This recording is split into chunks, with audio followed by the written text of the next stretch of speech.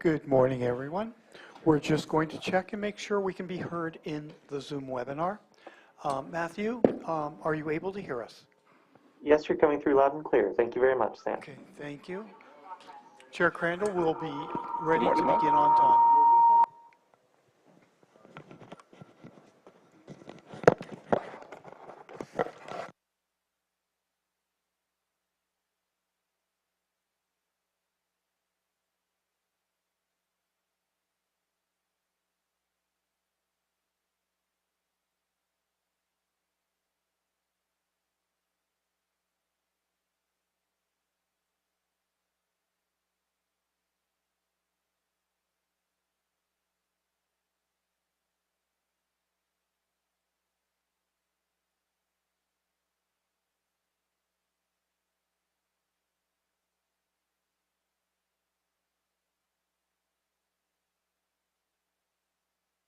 You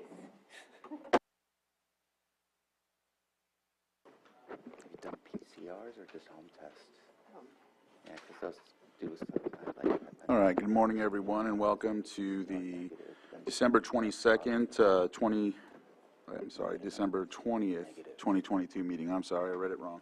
We're going to call this meeting to order and start with a moment of silence. Does anybody have a moment of silence at this time? I do. All right. Jerry Grant Campbell, age 90 years, passed away peacefully at his home with his family in Kelseyville. Jerry was born on November 17, 1932, in the town of Monroe, Iowa, to parents Kenward Grant Campbell and Fernie Edith Currier. Jerry was a dedicated family man and always worked to provide a good home. Jerry and Frances moved to Kelseyville in 1978 and developed their final home in their vacation dream location. He was mostly known for his position of maintenance supervisor for the Eel River sawmills in Humboldt County. Upon moving to Kelseyville, he also worked as maintenance at Canocti Growers, Inc. Jerry loved tinkering in his shop and was always creating something new to improve his home. He was an avid movie collector and also a family tree historian. He was a father that was loved and admired greatly by his family. He is survived by his beloved wife, Frances, whom he married in 1951. And they had just celebrated their 71st anniversary in October of this year. Jerry is also survived by his children, Edward, Jerry, Marianne, and Ken, along with numerous grandchildren and great-grandchildren, and his eldest brother, Jim Dick. He is predeceased by his parents, his two sisters, Vivietta and Anne, and his grandson, Colton, and a great-granddaughter, Lillian. At his request, no public services will be held. And there's another one.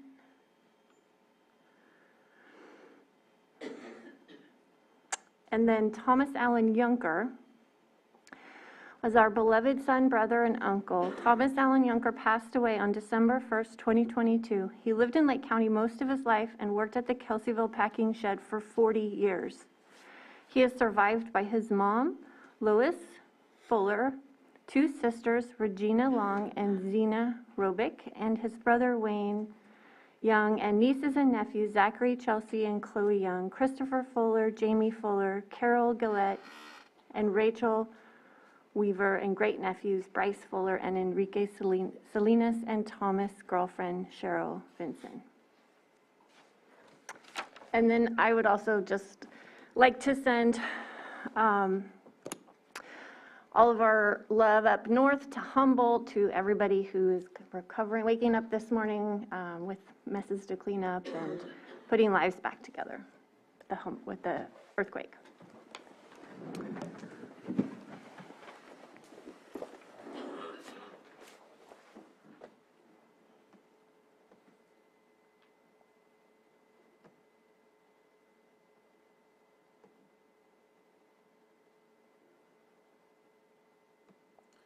Brian, could you lead us in the pledge, please? I pledge allegiance to the flag of the United States of America and to the republic for which it stands, one nation, under God, indivisible, with liberty and justice for all. Thank you, Brian. Next, we have our Item 4, consideration of extra items not appearing on the posted agenda. Are there any items that need to be added? No?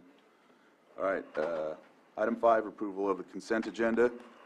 As customary, we conduct the consent agenda. Most of these items are to be non-controversial. However, if there's someone from the board or the public that would like to address one of these items, they can be pulled. So are there any agenda items from consent that need to be pulled?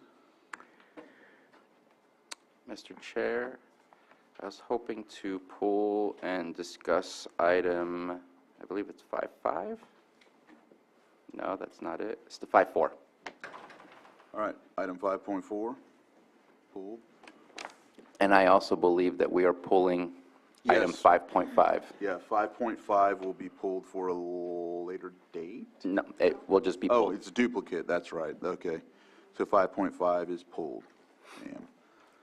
All right, is there anyone from the public that would like to pull an item from the consent agenda? I would like to, Are you pulling something from the consent agenda, or? I'm not familiar with your process. Oh, no problem. Then would you like to say something during public input, or? Yes. Okay, that's going to be next. Okay. All right. All right, so is there anyone else? I'm looking online, don't see any hands up, but I'll wait a second, just in case there are. Not seeing any, I'll go ahead and bring it back to the board for action. Mr. Chair, I move to approve items 5.1 through 5.3 and 5.6 through 5.22? 21. All right, Second. so I have a motion and a second. All in favor? Aye. Opposed? Motion carries. All right. We're at 9:06, so we'll go ahead and open it for public input. Public input is an item where you can come up and talk about an item that's not currently on the agenda. You have 3 minutes, and just know we're not allowed to respond to this item. So we'll go from there. Is there anyone in the chambers that would like to come up and speak for public input? Come on up. There's a document there, so if you fill it out and explain what you're talking or what you're addressing, and then also state your name for the record so that we can keep that on. We can- The item is, Oh, sir, if you come to the, yeah. the item is, and like I say, I wasn't familiar with your process here. No worries. Yeah. 5.10 is on your agenda. And I just want to, Actually, I didn't know that. I apologize. Should I go back to consent? Yes, you'd have to reopen consent, and you can pull the item and then discuss it. It's not the same, obviously, as public input.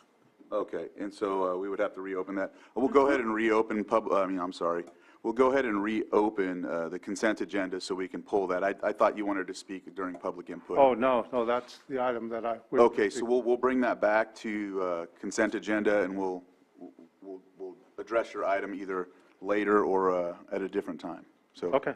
So Mr. Chair, I move to reopen the consent agenda. I have a motion and a second. All in favor? Aye. Opposed? Motion carries. And Mr. Chair, I move to approve items 5.1 through 5.3, 5.6 through 5.9, and 5.11 through 5.21. Do I have to open it back up to public input, or am I good? Okay, Oh, so I'm sorry. gonna, so before that, we take that vote, I'll go ahead and open it up to public input. I'm not seeing any, I'll bring it back to the board for action, and we have a motion and a second. So I'll go ahead and call for the vote. All in favor? Aye. Opposed? Motion carries. All right, we are at, let's see, 9:08, 9:09, so we'll go ahead and go to the next item. Oh, actually, there's no one else that wants to conduct public input? And I didn't see anyone online with their hand raised. Is there anyone online that wants to conduct public input?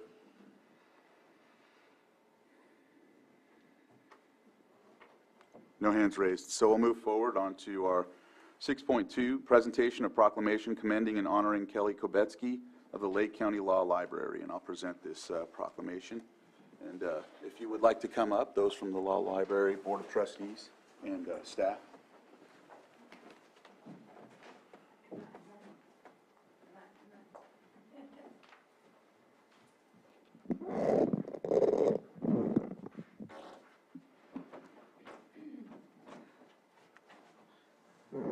So this proclamation has been inducted for the honoring Kelly Kobetsky. We recently lost her. We've been on numerous meetings this year and previously with her assistance and her guidance in regard to the law library. And it just seems like yesterday she just barely resigned, and we were just in a meeting with her, and so this is very tragic, and we'll go ahead and honor her. You're welcome. And so this proclamation is a commendation honoring Kelly Kobetsky of the Lake County Law Library. Whereas since joining the Lake County Law Library on March 28, 2018, Kelly Kobetsky has served as assistant librarian to law librarian until December 2019, and served thereafter as head librarian at the Lake County Law Library. And whereas Kelly Kobetsky has given generously of her meticulous skills, creativity, integrity, kindness, loyal support to the Lake County Law Library and its patrons throughout her years at this institution. And whereas during her leadership, the Lake County Law Library was partially shut down and precautions were taken during the pandemic of 2020. Throughout her tenure, Kelly demonstrated exceptional competence and accomplishments and greatly contributed to the fulfillment of the law library's purpose of service to the bench, bar, and the people of Lake County, California. And whereas November 15th, 2022 marks Kelly's resignation as head law librarian. Now therefore, on behalf of Lake County Board of Supervisors, this proclamation is issued to commend Kelly Kobetsky for her self-sacrificing service and devotion, to express our deep appreciation and gratitude for her dedication to the law library and to the people of Lake County for which it serves. Passed and adopted this 20th day of December 2022. And I know that, yeah.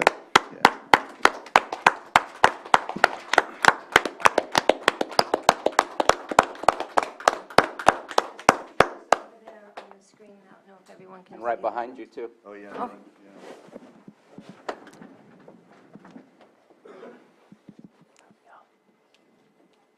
In memoriam gone too soon. May 8th, 1966 to 10 days ago, December 10th. I can still feel Kelly here. And I always say that she's not gone. She's just left us for a while. I've been getting emails and texts from Facebook and from her other friends, the equestrian groups, and all the people that she served. Her family, who lives out of county, was unable to be here and asked me to accept this proclamation. Thank you very much, Eddie E.J. Crandall. Appreciate it so much. Thank you so much. I just want to show you what it looks like. It's really quite beautiful. And thank you, Carolyn Purdy, for putting this together, and for Johanna putting up the photos. Wendy, would you like to hold this? Wendy Thorne is the new assistant librarian. Welcome. One little note I brought with me, I received this morning. Cassie Kelly really enjoyed spending time within the charming walls of the law library. When I visited, she showed me the ropes. That's a good one since she was a horseman. She really enjoyed being there and loved the cast of characters that came in that she spent time with. That's including the judicial, the public, the attorneys, even the homeless, the visitors from out of town, from out of state. She really loved the characters that came in and she spent time with. It takes a village. She was truly blessed to be a part of all of your village, our village. And with that, I'd like to read a very special poem by Merritt Malloy. I do better like this.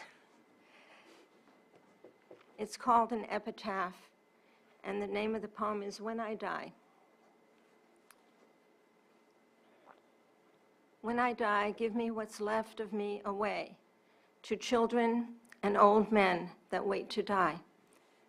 And if you need to cry, cry for your brother and sister walking in the street beside you. And when you need me, put your arms around anyone, and give them what you need to give to me. I want to leave you something better than words or sounds. Look for me in the people I've known or loved, and horses. And if you cannot give me away, at least let me live on in your eyes and not in your mind. You can love me most by letting hands touch hands, letting bodies touch bodies, and by letting go of children that need to be free. Love doesn't die. People do. So when all that's left of me is love, give me away.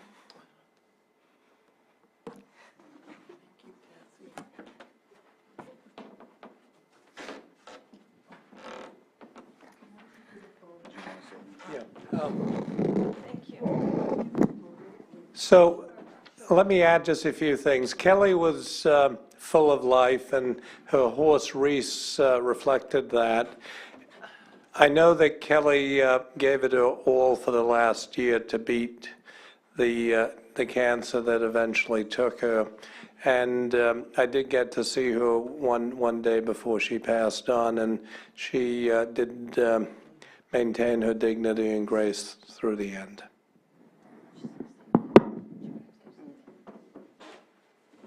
EJ, Yes. would you like to say something? Yes. I appreciated working with her. I appreciated all of the times that we spent. I enjoyed the time that I come and visit the law library, and she was there with you. This situation with cancer is deeply impacting me as well. My uncle has just contracted it or found out he's had it, and I went to visit him this weekend. And so it's one of these tragedies that we all, I'm sure, have dealt with. And so it just, until one day we have some way to combat this issue, we just have to remain vigilant and resilient and lean on one another for help. So. Amen. Thank you.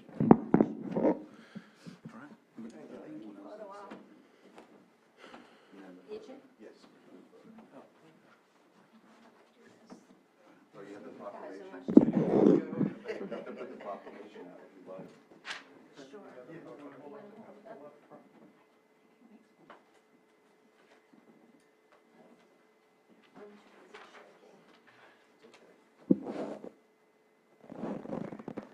Thank you. I want to make sure I put your photo in. Okay, thank you. Thank you very much to the board. Thank you for coming this morning.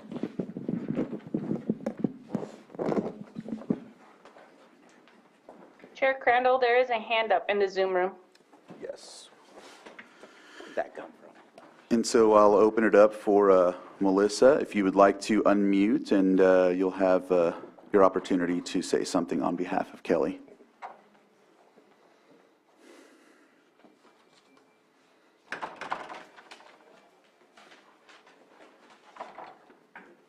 Yes.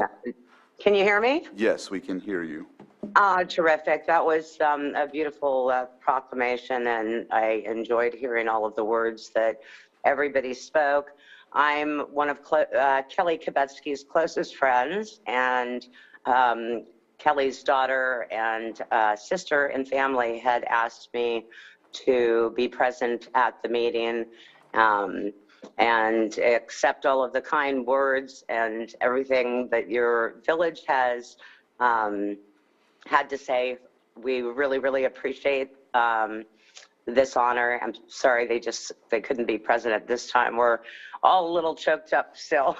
So I just wanted to thank you all for your love and your acknowledgement, and I know the family really appreciates having you do this for her.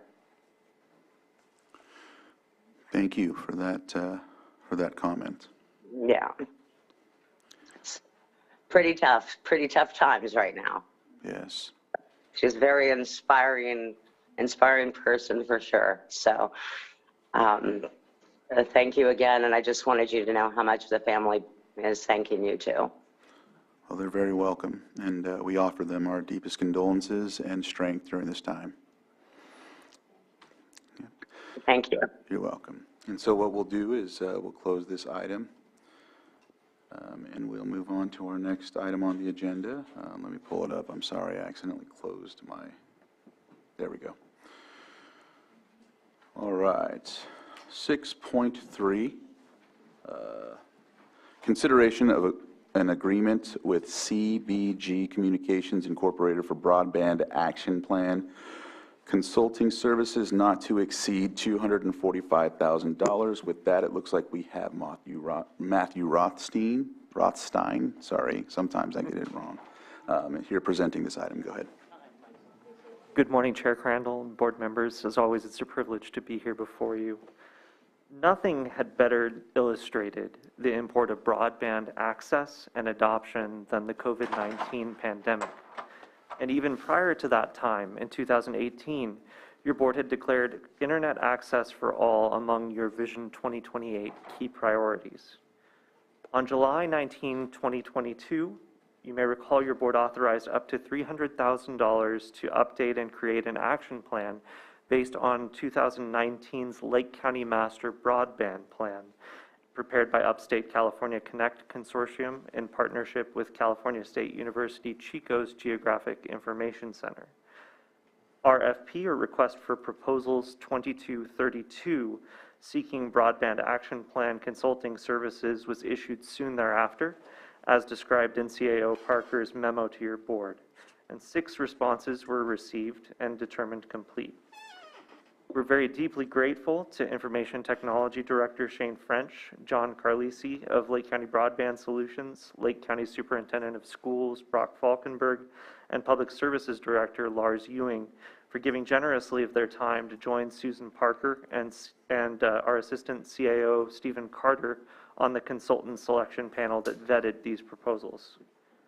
While multiple candidates demonstrated significant strengths, CBG Communications Incorporated, who has recently been engaged in similar work with Napa County, emerged as the most appropriate candidate.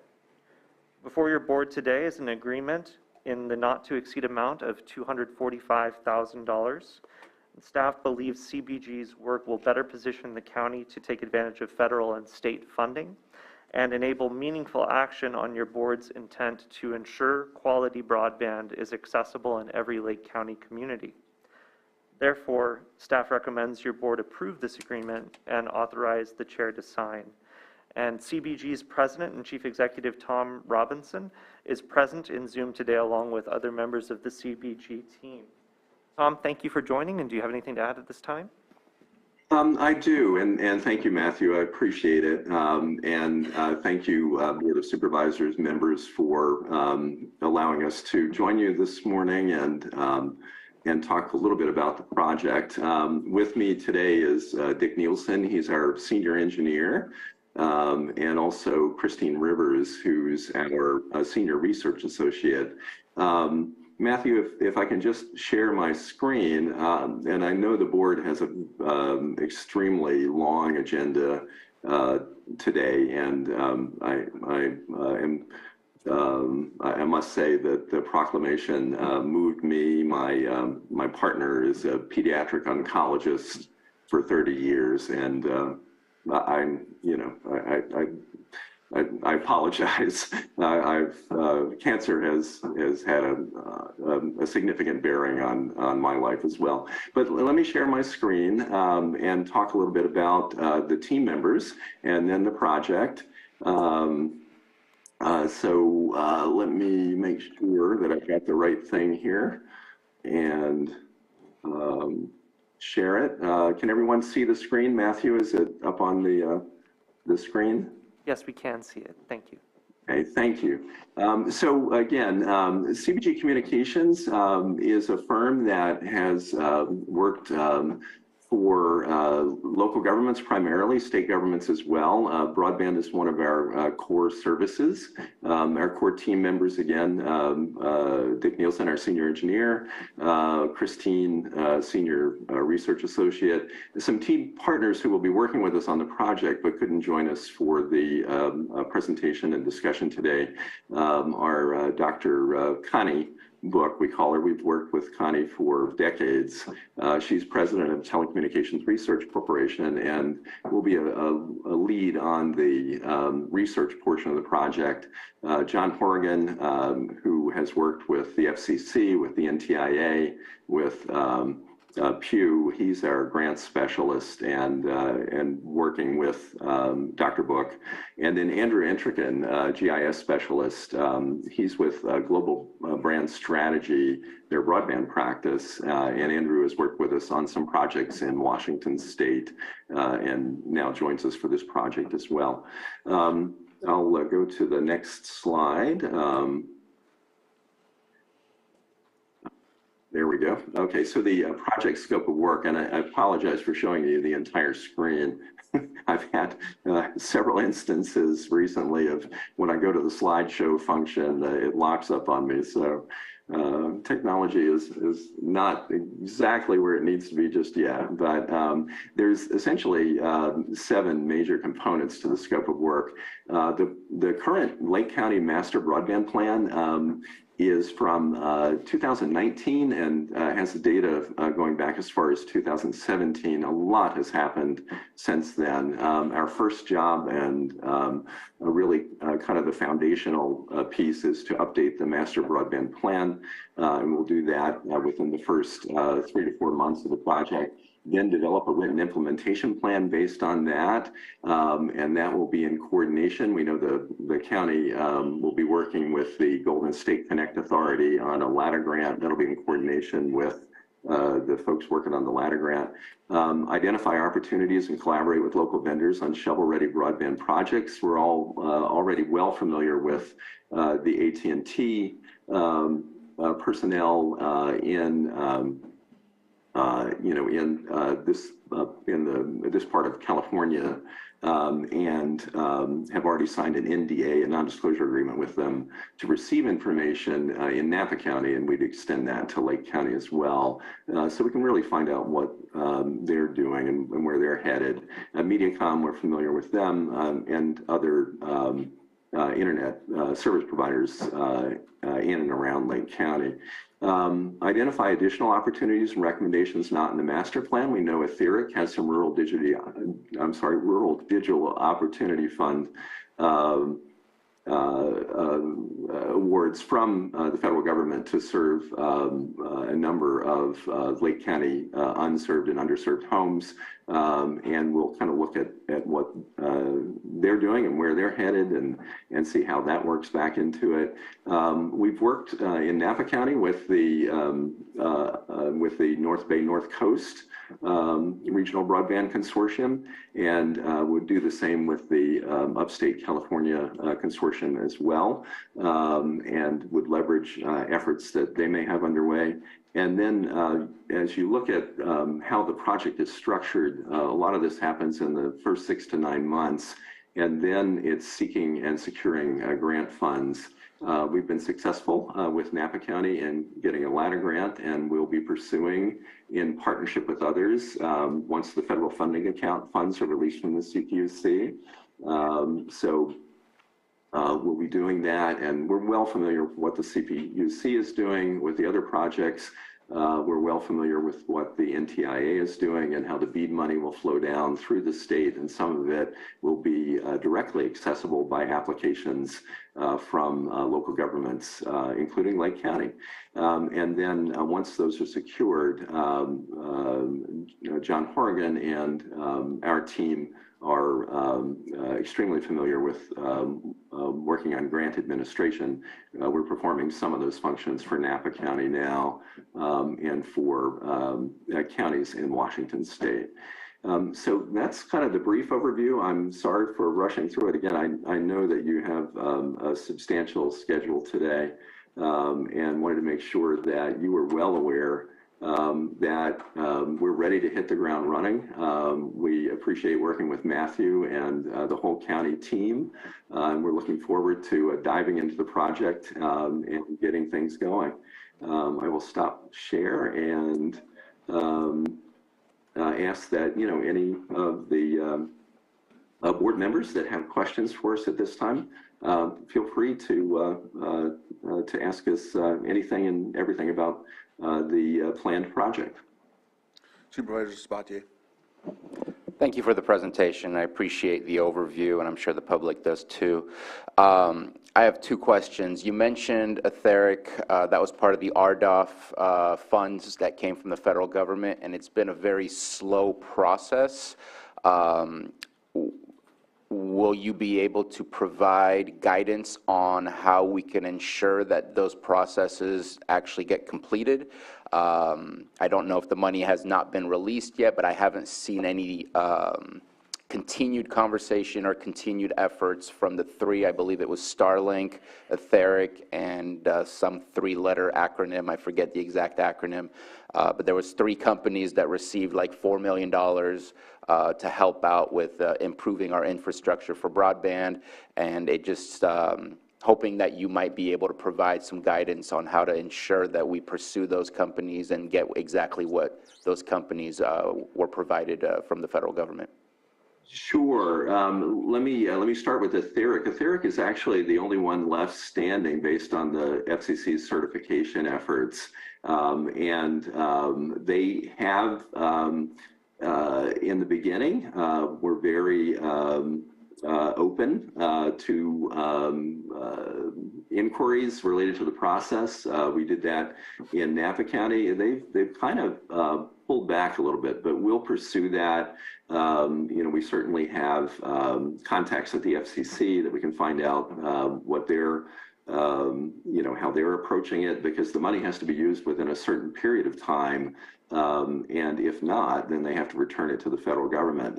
We'll also, and we've done this in Napa County as well, we'll also look at ways, in case they don't move forward or they don't succeed, ways that what we're reviewing, researching, and then proposing and recommending for implementation around those areas, unserved and underserved areas that were not part of our RDOF.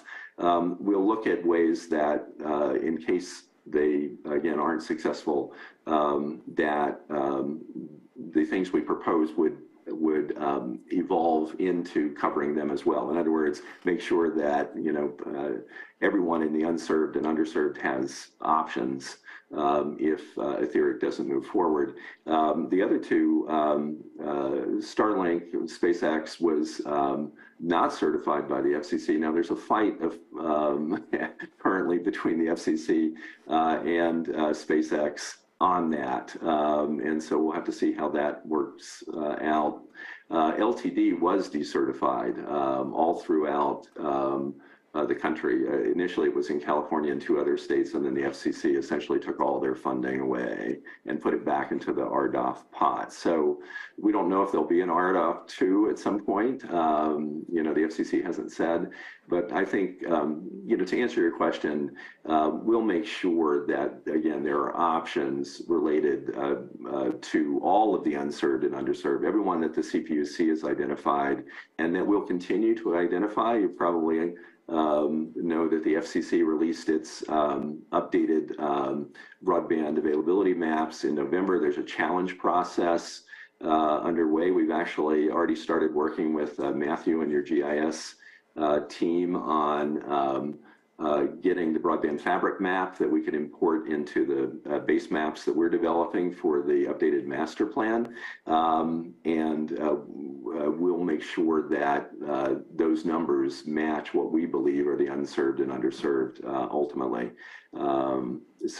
Again, I know that's a long answer to your question. It's a very interesting process because again, you had 3 awardees. The FCC decertified 2 of them. One of them is challenging the FCC on that, but we'll make sure that we stay on top of that. Okay, I appreciate that, and you actually answered my second question, which was I understood from prior conversations that you would be engaged with the challenge to the FCC maps, and so you've already made that statement that that would be something you would be reviewing and providing comments back to the FCC, and I appreciate that. Thank you so much. Okay, good. Vice Chair Pyska. Yeah, hi, I understand that we're very early in the process, but I was just curious if you had any possible timelines that you were considering. We won't hold you accountable to them today, but I just was wondering what the what loosely you're thinking of at this moment. As far as timelines for completing the project, or timelines for actually having broadband made available to the unserved and underserved? I think more along the lines of the project. Oh, okay. All right. So yeah, we proposed a timeline that within the 6 to 9 months time frame, we would have both the master broadband plan updated, as well as the implementation plan developed. There's a couple of things that will adjust that as we go forward. So again, I guess bottom line, we want to move very quickly. One of the reasons is that the CPUC has not yet issued any kind of application for the federal funding account funds. And Lake County was, designated for a number of millions of dollars. I don't have the number right off the top of my head at this point, but to at least go forward and build what they would determine as priority areas. The FCC, in providing its maps, I think that slowed the CPUC down, because they were supposed to do this by the end of the third quarter. And so as part of the first part of the project, we'd be able to see what those priority areas that the CPUC thought were. However, they're now looking at the first quarter of next year. So what we'll do is we'll make sure that we look at that. We'll look at who might be a partner with the county to apply for those funds. Not that the county would necessarily build it, but that the county would be involved in helping steer the funds to those areas that were, the true priorities. And then you've got the LATA grant, coming through the Golden State Connect Authority. Their team will be working on, some engineering studies that will dovetail back into our implementation plan. So we will keep that 6 to 9 month timetable, but may have to adjust it based on what happens both at the CPUC and also what happens with the LATA grant activities. Our main goal, and I think we had indicated this in the proposal, is to make sure that the county can take advantage of the funding that's out there.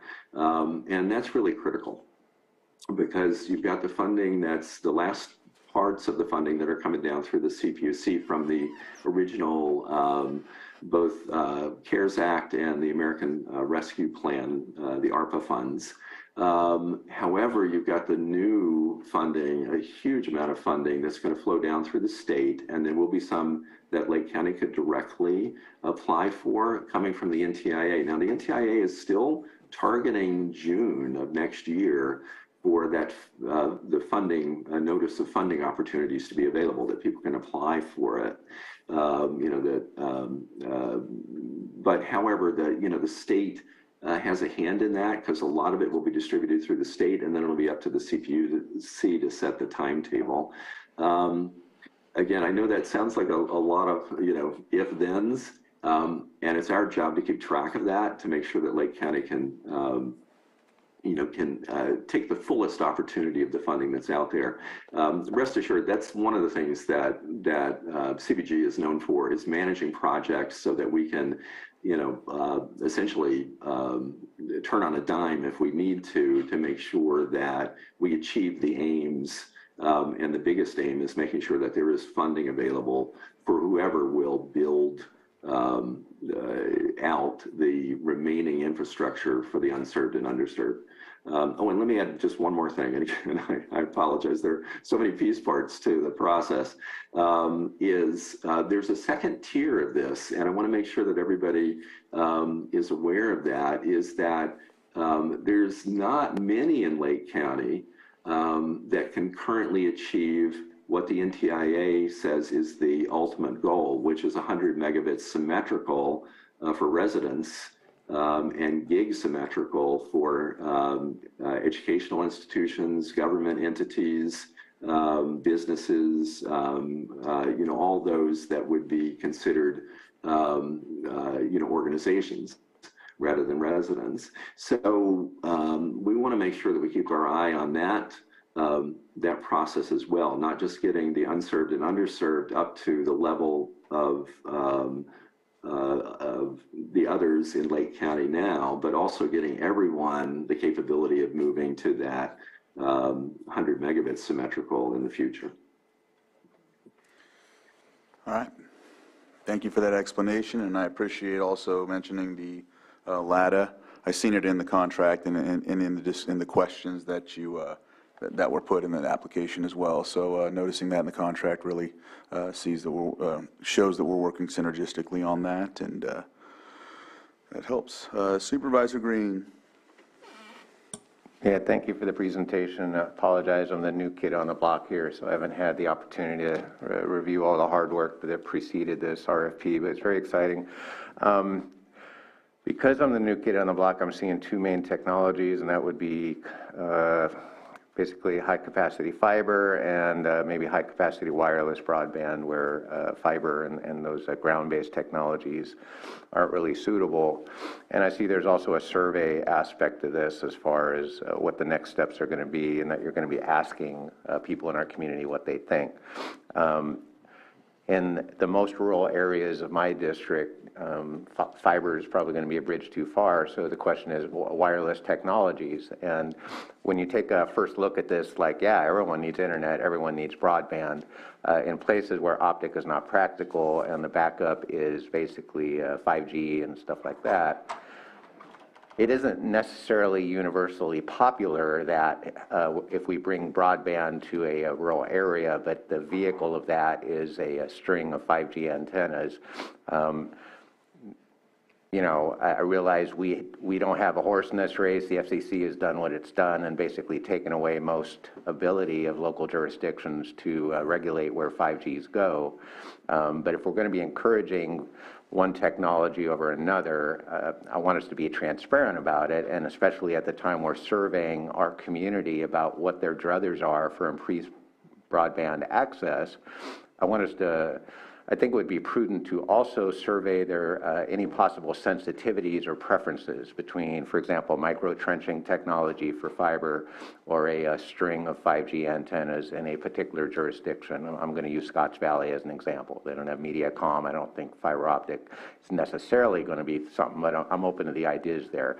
So have you, in your previous incarnations, in your previous contract work, have you done community surveys that would touch upon their sensitivities to one technology over another when we're weighing broadband access?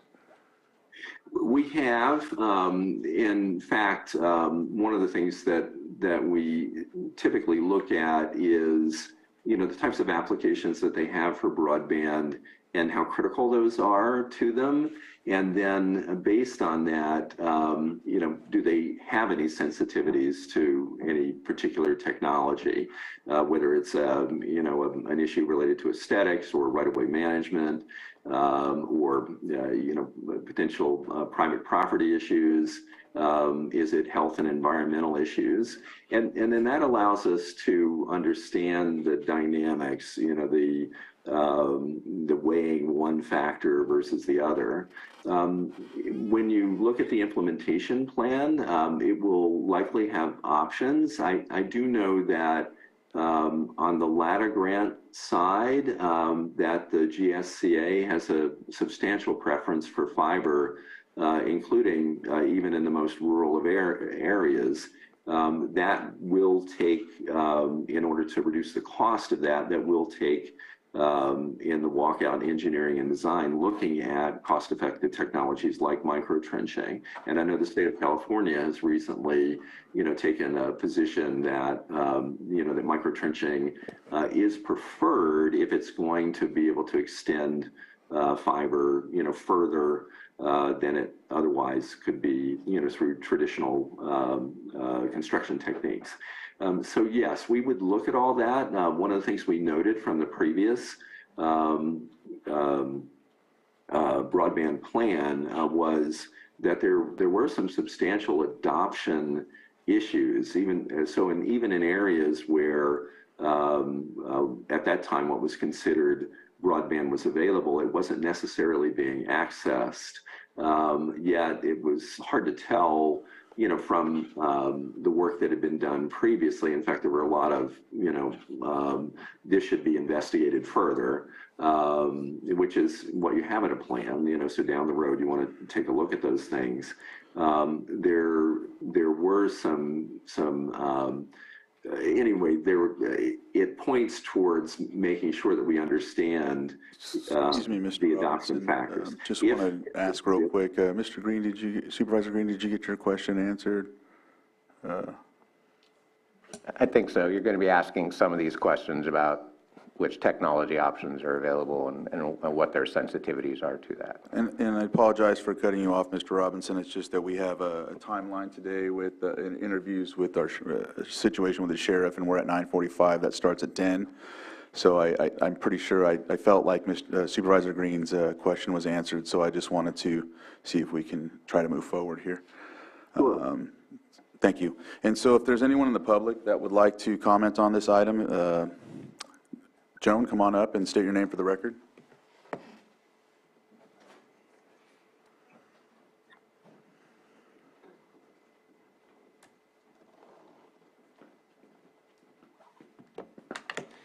I would like this, Joan Moss.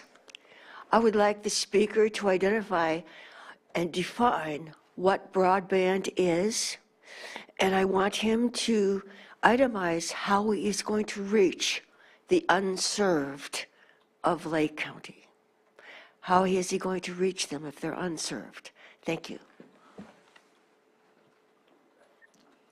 So is there anyone else that would like to comment on this in the chambers? And if not, I'm looking online. Don't see any hands up, so I will close public input and give the opportunity for a brief description of, or actually to answer that question briefly. So, Ms. Moss, we do have a more detailed description of the plan, and we'd be happy to provide you a copy of that description if you stop by our office. Thank you very much. All right, thank you for that. So with that, we'll go ahead and, well, it's answered, and he's going to provide that for you. So we're ready for action. I just have one quick question left. Just for recollection purposes, are we using ARPA funds for this 245, or is that coming out of general funds? ARPA funds. Okay, that's what I thought. I just wanted to make sure. Thank you so much. All right.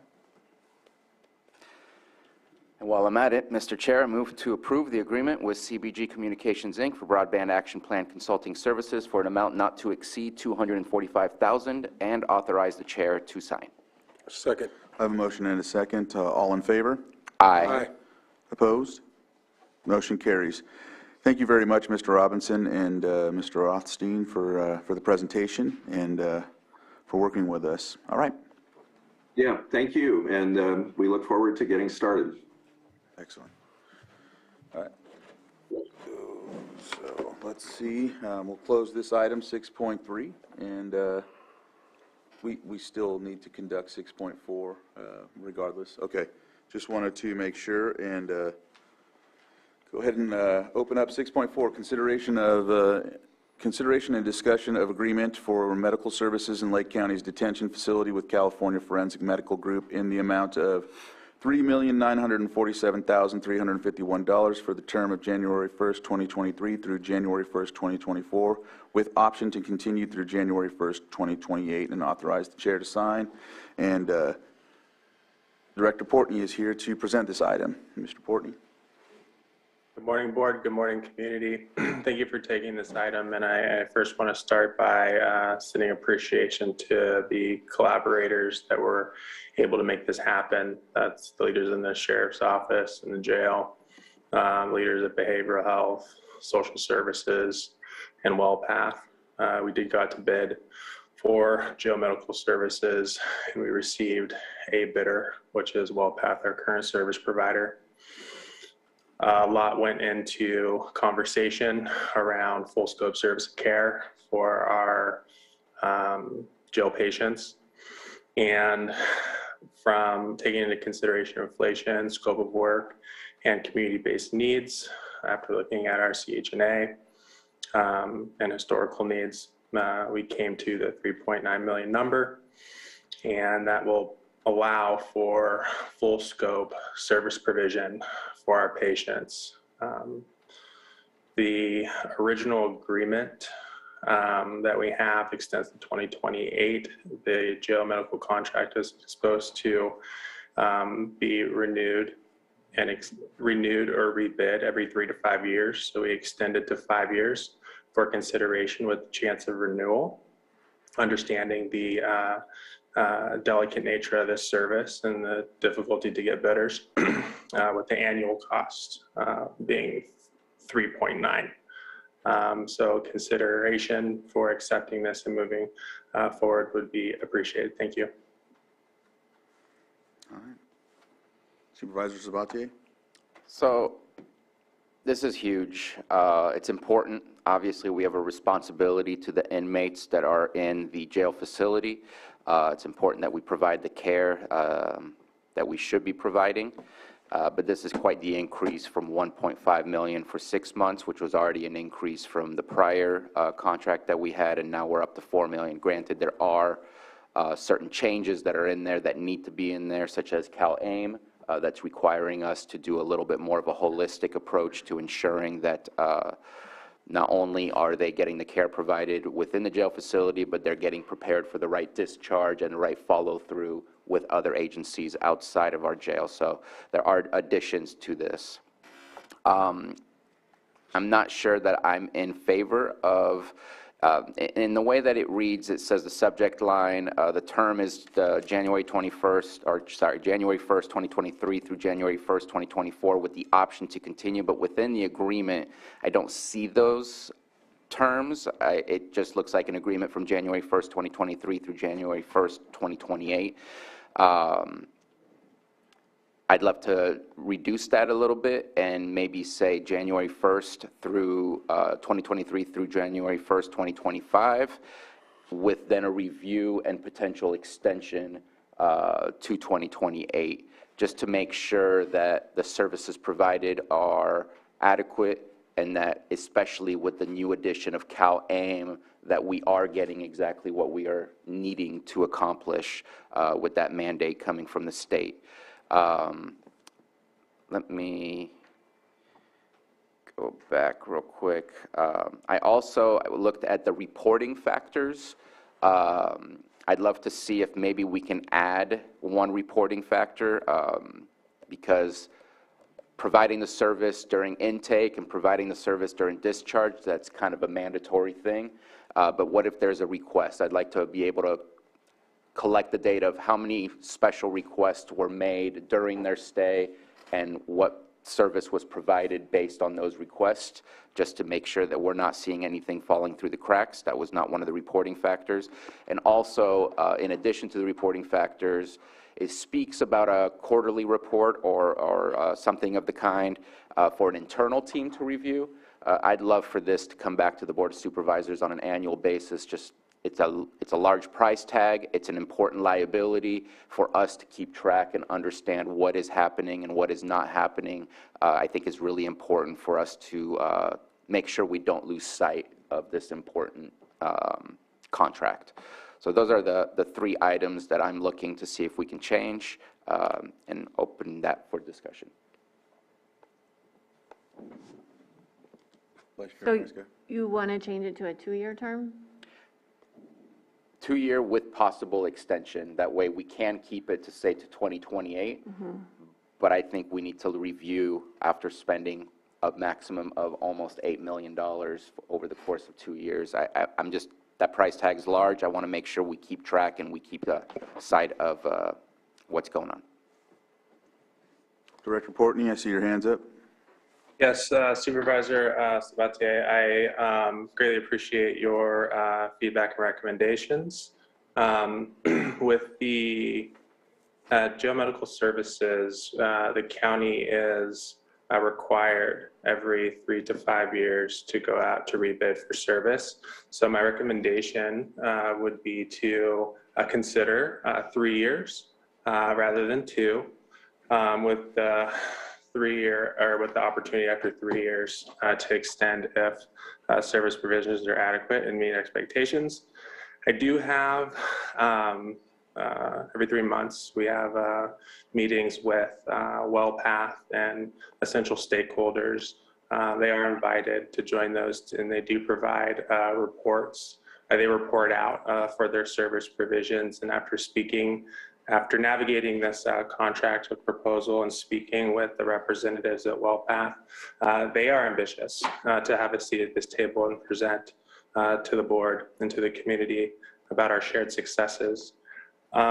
So my recommendation would be to consider 3 years rather than 2, with the opportunity for extension. And we will put in here the expectation for presentation to the board and community, because like you, I believe that is important. And I'm missing the third one, so if you could reiterate that, that would be helpful for me.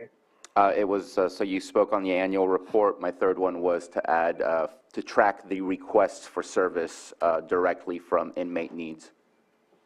Great. All right, I'm going to open it up for public input, or actually I see Sheriff Martin. Are you on to make a comment, or?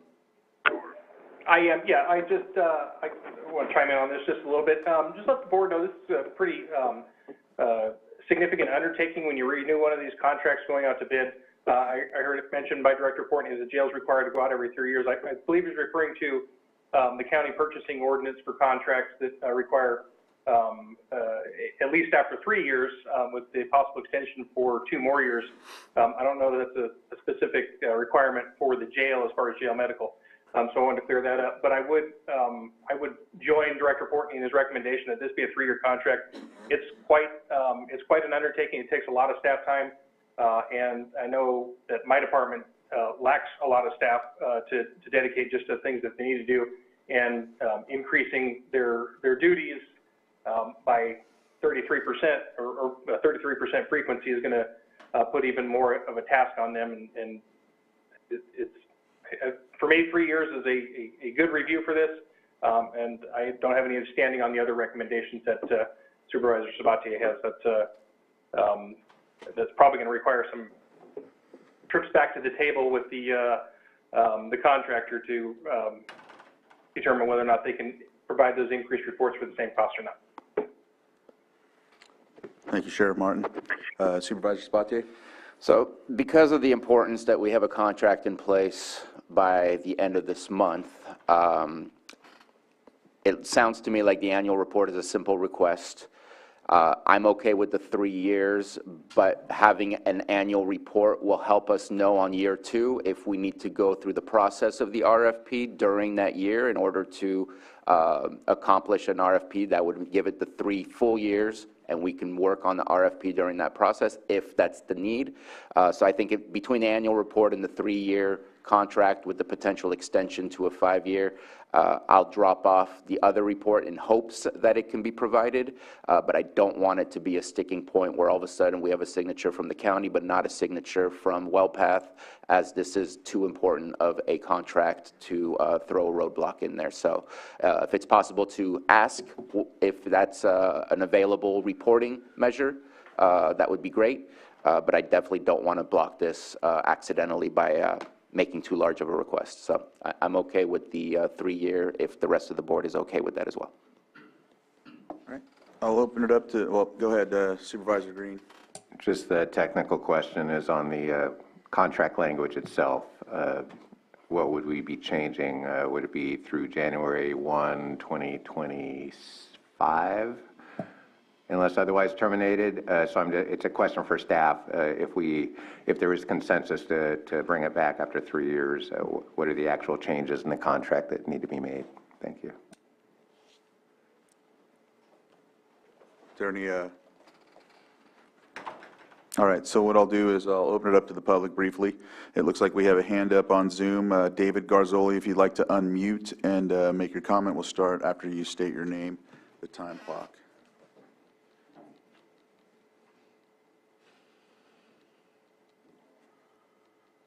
Good morning, members of the Board of Supervisors, Direct Reporting. My name is Dave Garzoli.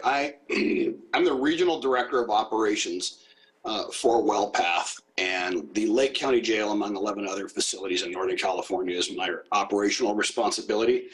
So I thought I would chime in and address some of your concerns. The stats and the reports that you're referring to, we do routinely report as a matter of day-to-day business, and I'm happy to get all that information to you. It's not a problem. In fact, as Jonathan indicated, it's part of our contract in this new contract, as well as all the prior years that CFMG / WellPath has been serving the County of Lake. We conduct every 3 months a quarterly quality assurance meeting, wherein all the stakeholders, we love to attend these meetings. They include the sheriff, the jail commander, the public health director, the public health doctor. We look to collaborate with, for example, Sutter Lakeside's ER director, the CEOs, or even better, ambulances, services, and all the other people that are involved in delivering care to the inmate population. During those quarterly meetings, all of the statistics you're asking for and more are presented to the group. That's the point in time where we work on collaboration to improve care and streamline the way we deliver our service to your patients. Does that answer your primary question? Yes, it does. Thank you. And with the, I'll also like to address your ask for an annual report to the board. That is something that I do in other facilities, and that's something we can definitely make happen. Thank you. Is there anyone else that would like to comment on this on Zoom or in the chambers? Joan, if you'd like to come up to the microphone, state your name for the record, and we'll start your time.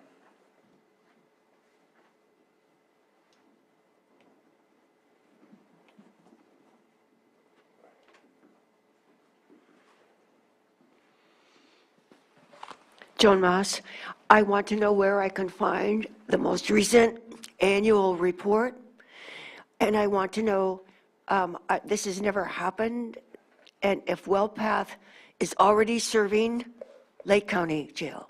That's what I want to know. If they're already the people who are serving us, and if I can, where I can find the annual report. Thank you. All right, thank you.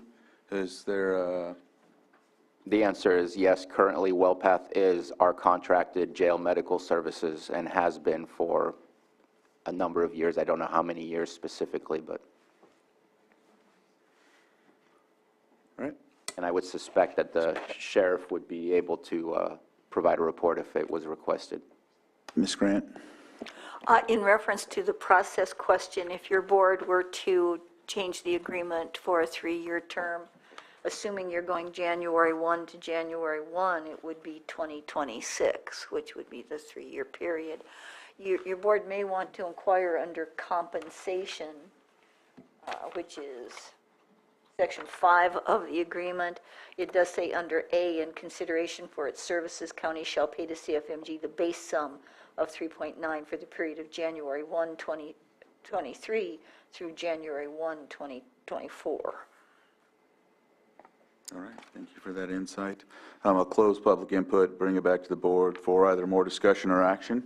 And I know I didn't get to state this during the previous discussion, but I'm amenable to the 3 years and reporting as stated, so, yeah. Okay. I do have a quick question for clarification based on what Ms. Grant just stated. I know in Part A, it speaks to the cost for the first year, but then Part B says that there is not to exceed a maximum 5% annual CPI increase. And so with the term being January 1st, 2023 through January 1st, this kind of sets the first base price with then the increases. Do we need to change anything, or does that work? for future years. Well, sir, that was my point. I'm not sure it does, but you may want to inquire of staff just to ensure that it doesn't adjust the structure of the payments. Did you want to? Does staff have a yes or a no to that? Well, Stephen, I see you shaking Stephen, your head, come so if you forward, can come please. up and assist. I don't think it does, but I don't want to answer for someone else. Stephen Carter, Assistant CIO. No, it shouldn't need to change any of the language because the way it's written is that's the base contract. And then up to 5% of the medical CPI, whichever one is less. So either 5% or the medical, and next year it will go up by that amount. And then that becomes the base, and then the year after, it would go up by that same amount, depending on the CPI. And that's until 2028. Supervisor Green? Yeah, if I understand correctly, the only substantial amendment to the agreement as it's presented would be on the first page, where the effective date would be January 1, 2023. We would change the agreement term through January 1, 2026. In all other respects, the agreement would remain intact. And assuming we can make that amendment on the fly, I'm ready to make a motion. I think Supervisor Sabatier had one more. So I wanted So did to, Stephen as well. sorry. Oh, Thank I you. didn't know if Stephen, you wanted to make one more comment before. Is it possible to have the date for 3 years, but then actually add in the language with the option for 2 additional years? If That's where I was going as well. I'd like to see us say the effective date of this agreement is January 1st, 2023. CFMG will supply the total services described herein for the entire agreement term through January 1st, 2026, with the possible extension, if approved by the Board of Supervisors, through January 1st, 2028. Is that an appropriate change for the term? If approved by the Board of Supervisors and agreed upon by CFMG in writing, Yes. the extension. But the language itself is Yes, appropriate but for... I was adding to your language Yes. because you want a few other words. And while I'm not sure if, and I'm sorry if it's Mr. Garzoli, I don't have the name in front of me, so I'm going off memory. Do you have the ability, at least verbally, to say that that's an acceptable change? Or is that, are you not capable to provide that comment? I seen him. There he is. If you'd like to unmute.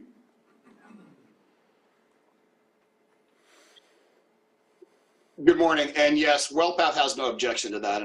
That language is fairly common in most of our contracts, so we have no issue accommodating that. Ms. Grant?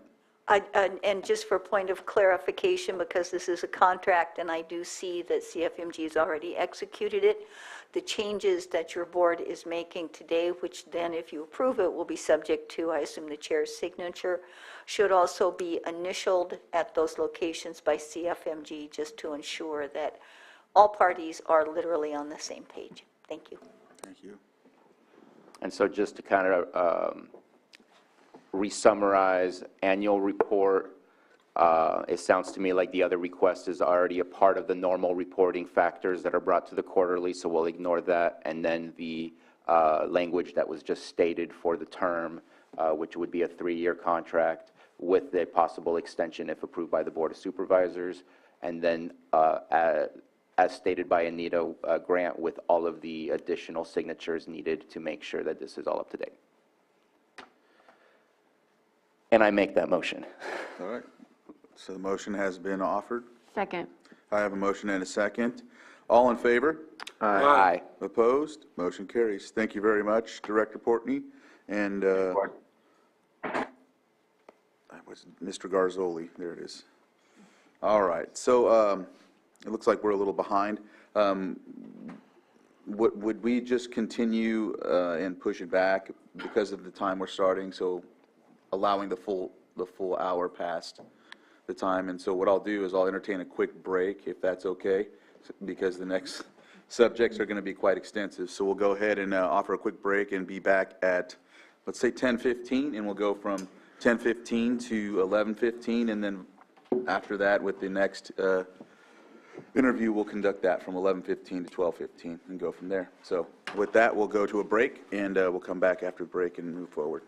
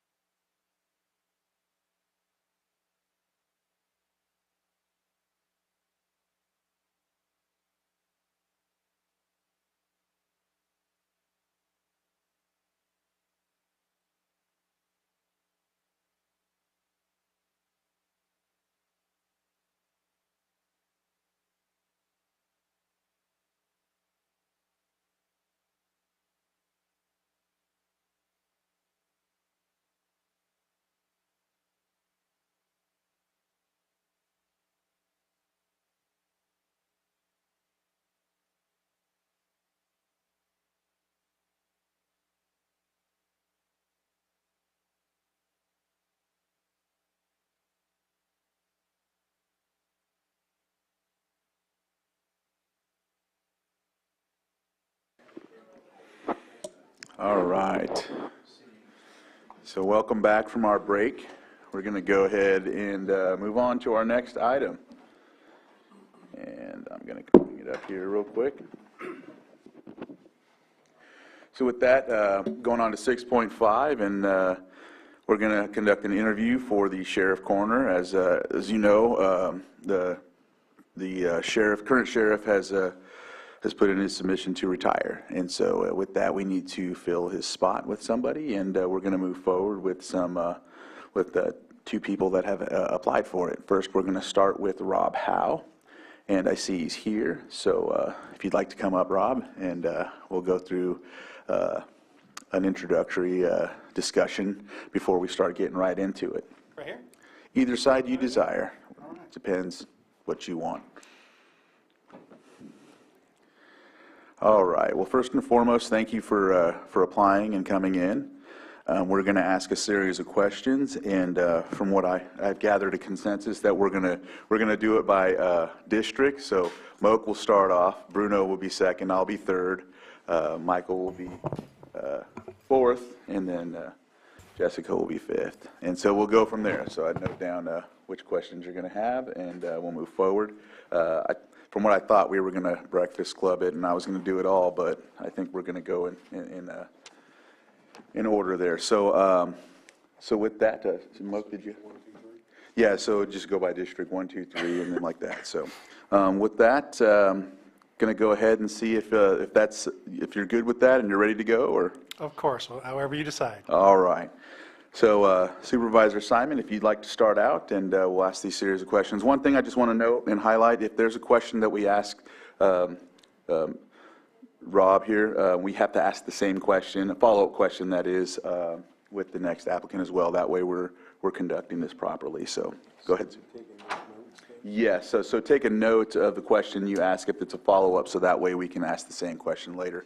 I was just making someone else was taking notes too, just in case we get going. All right, excellent. All right, go ahead, Supervisor Simon.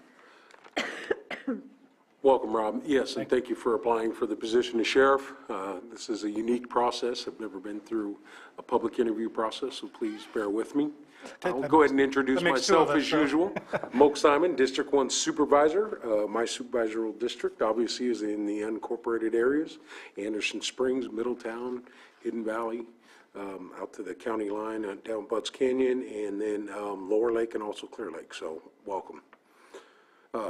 Please provide an overview of your education, qualifications, and experience. Okay, I'm Rob Howe. I'm currently the Chief Probation Officer here in Lake County. I'm a lifelong resident, been here kindergarten through high school right here. Two kids did the same, kindergarten through high school, wife's teacher here. So local product. Really the only times I've left Lake County are for college and for the academy, very briefly, then came back. I attended as far as qualifications for this position, I attended the academy, post-basic academy in 1991. Returned immediately to Lake County. This is where I wanted to work at the time. Applied, and times were really different back then. We were actually fully staffed on patrol. There weren't any openings. So I got a call from then Lieutenant Jeffrey Markham, rest in peace, asking me, he said, I know you want to be a deputy, you're a good candidate, all that, but we don't have any openings. Would you be interested in taking a position in the jail? Again, I wanted to come back here, needed a job, so I took that position. Ended up being great experience there in the jail. At the time, you could also be a reserve deputy. So I got some custody experience, got a little bit of patrol experience, and got my foot in the door with the sheriff's office. I was there for about a year when an opening did come up in patrol, tested for and got that position. Went out as a patrol deputy, completed training and all that, and eventually within about a year and a half, a position opened up as an investigator. At that time, the county had a joint task force. It was run by the State Department of Justice, Bureau of Narcotic Enforcement, Narcotic Task Force. A really cool job, so I put in for that and was lucky enough to get it. Spent about 6 years in there. Great experience in there. That was some of the first experience I had as a training officer. I was tasked with training new agents coming in. Some of the first experience I had as a supervisor, supervising. I was the OIC, for that unit, meaning when the commander was gone, I was the person in charge, so got some supervisory experience. But also worked for a man who kind of, to this day, was probably one of the, if not the best supervisors I've ever had. I learned a lot from him, Gil Van Attenhoven, if anybody remembers. But so I took a lot out of that. Ultimately, spent 6 years in there and promoted out as a sergeant. As a sergeant with the sheriff's office, I supervised the patrol. I supervised court services, the bailiffs, and I eventually was placed as a coordinator for our own task force. We called it the Community Recovery Task Force at the time, multi-jurisdictional task force, had sheriff's office, probation, animal care and control, forgetting what, and code enforcement, basically to work as a team and focusing on problem areas. We were primarily in the Oaks at the time. I think pretty similar to a program Sheriff Martin has going, the Roadmap Task Force. That was a really good experience as a sergeant, gave me my first experience supervising kind of other fields, gave me my first kind of coordination experience, and that was the first experience I had doing presentations before the board at the time, which was quite daunting, I have to say, as a young sergeant, but this is no less daunting 20 years later here, so it's, I guess it's full circle. But so I had a great time in that task force. Position came open for lieutenant. I tested for that, and that was kind of the first full circle moment in my career, because the first place I got put as lieutenant was back to the jail. Ended up as a jail commander there, and again, great experience there. Wouldn't trade it. Really unique environment at the jail. It's kind of like its own city. You have your own public works and medical, as we've discussed earlier today, and food services and everything under one roof. So as a manager, that was a challenge, but a good challenge. I think I had a lot of success out there. Proud of those times, and again, probably the most I've learned as far as being a manager came right there, and a leader, of course. From that position, I promoted to captain. As a captain, I came back out of the jail and was in charge of both patrol and administration for the sheriff's office. As a captain, I was ultimately named chief of staff. Then Sheriff Rod Mitchell did not have the undersheriff position. He called his next of command chief of staff. I took that position, or was appointed that position, I should say. And again, that's really good management and leadership experience there, essentially overseeing every function of the Sheriff's Department at the time. I had that position until 2011 when I left the Sheriff's Department. I think most know the stories about leaving. That's kind of a whole different topic in of itself. I'm really not going to get into that unless someone wants to know or cares. I know Sheriff Martin back there has a very similar story. So unfortunately, and really against what I wanted, I left the Sheriff's Department in 2011. I think I had made an impression and had some success as a leader and a manager, and I had some people reach out to me. One of them was then County Counsel and now County Counsel Anita Grant. Another was then CEO Kelly Cox, who called me, and I was really, really happy to hear them try to keep me on as a county employee, and I told them, why I was leaving, all that, but they both recommended to me that I look into the chief probation officer job. It was open at the time. There had been some difficulties in keeping a position. I think they'd gone through 3 chiefs in only a couple of years. We're on an interim chief at the time. It was Stephen Buchholz, who was doing a great job, but he was a retired chief who came back kind of reluctantly just to run it until they could find somebody. So I thought about that, and I did put in for that, and it's been a great experience. It's, I think, rounded me out. My experience with, again, 20 years working just about everything I could do with the sheriff's office, and then the last decade as a department head, building relationships and running a department, having the ultimate say at this level has been, again, a great experience working in a great department with great people. And that brings us to today. Okay, thank you. Got 2 more to go now, so. Okay. Just, why did you apply for the position of sheriff? Oh, that would be Bruno's question. Oh, we're going to rotate. Yeah. All right, sorry about that. Yeah. Let me continue the question. Thank you again for applying. I really appreciate having more than one applicant. That way we can compare, contrast, and make a decision. It's a tough decision today, but again, thank you so much for applying. So the next question is, why did you apply for the position of Sheriff Coroner? A number of reasons. First and foremost, I think it's just perfect timing, actually, for both me, for the county, and the department, as I see it. I believe I I have the most experience necessary. I don't think you can find another applicant who's probably got 20 years experience running everything you can run in one department, and then department head experience, a decade of it running another department. So I think my experience and my skill speaks for itself, and not just experience, but my success at those positions. A lot of people have experience at a lot of things. It doesn't mean they're necessarily good at them, but I think I have been. And then the timing-wise, I've been doing this job. I've been in law enforcement for the county for 30 years. I'm of retirement age. I could retire anytime, but nothing's really pushing me. But certainly within the next few years was a window I was considering. This position coming up with the sheriff's office was, again, just kind of perfect with timing. This is an interim position, and you could look at that in a couple ways. Some may say it's just a bridge, and that's not ideal, but it is what it is. We're going to have an election in 2024. We need a good sheriff to run the department until then, and that fits perfectly with me. I think I can step into that position. I think I can run it seamlessly.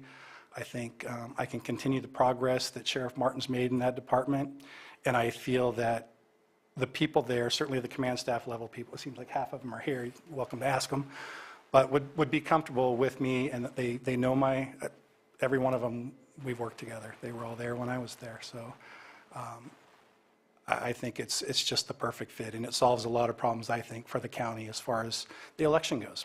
You know, you've mentioned it, and it is a huge decision for the board to select an interim that's going to essentially be like an elected official. But with me, I think it takes away a lot of the problems. It takes away a lot of the unknowns. You know what to expect, and again, it allows for a smooth transition and I would say a clean election. There's some questions about appointing an interim. Some would say that, you know, are you giving someone an unfair advantage by essentially making them an incumbent? And you could have mixed feelings about that. Whatever your feelings are, that doesn't have to be an issue with me. I'm planning on going and running the department for 2 years and allowing the election to take place and the voters to decide who should be the sheriff.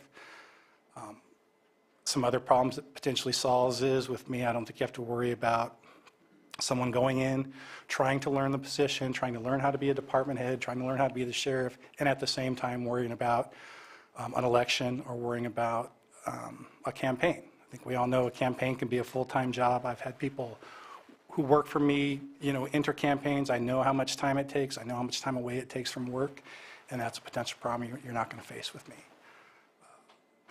You have some other issues, I think, when you have an incumbent, or excuse me, a sitting sheriff, and maybe a subordinate running against that person.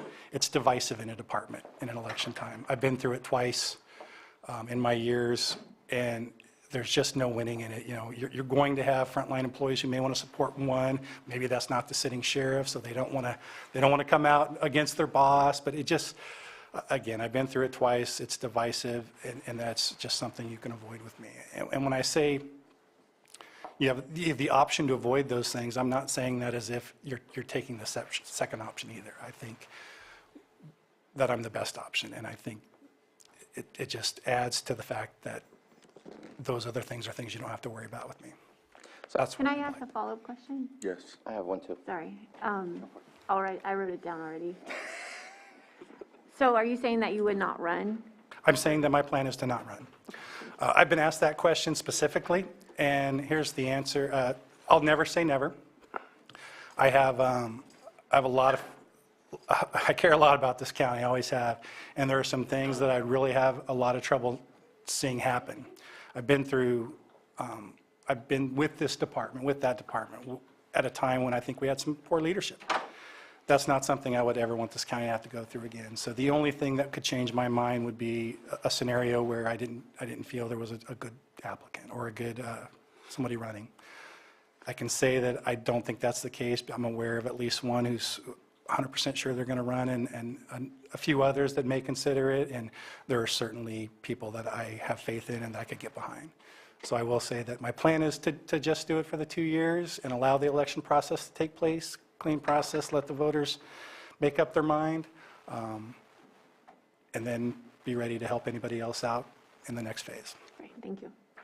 So my follow-up question, and I don't see it in our list of questions, and I think it applies to the question I've already asked, is we know what the state says our sheriff is required to do. We obviously have had experiences with sheriffs, so we have a vision or a view of what a sheriff is. But I'd like to get your definition or your view of what is a sheriff and what is the role of the sheriff within our county. Well, the sheriff is the lead law enforcement, I think, authority within a county. Obviously, we don't have jurisdiction in cities like Chief Rasmussen has their responsibility. But there are, if you're alluding to what has to be done, you know, we operate the court. We operate currently, at least, OES. We have civil responsibilities and court security responsibilities. Patrol is not technically a responsibility, or at least not a requirement of the sheriff's department, but it's something you can't not do, in my eyes.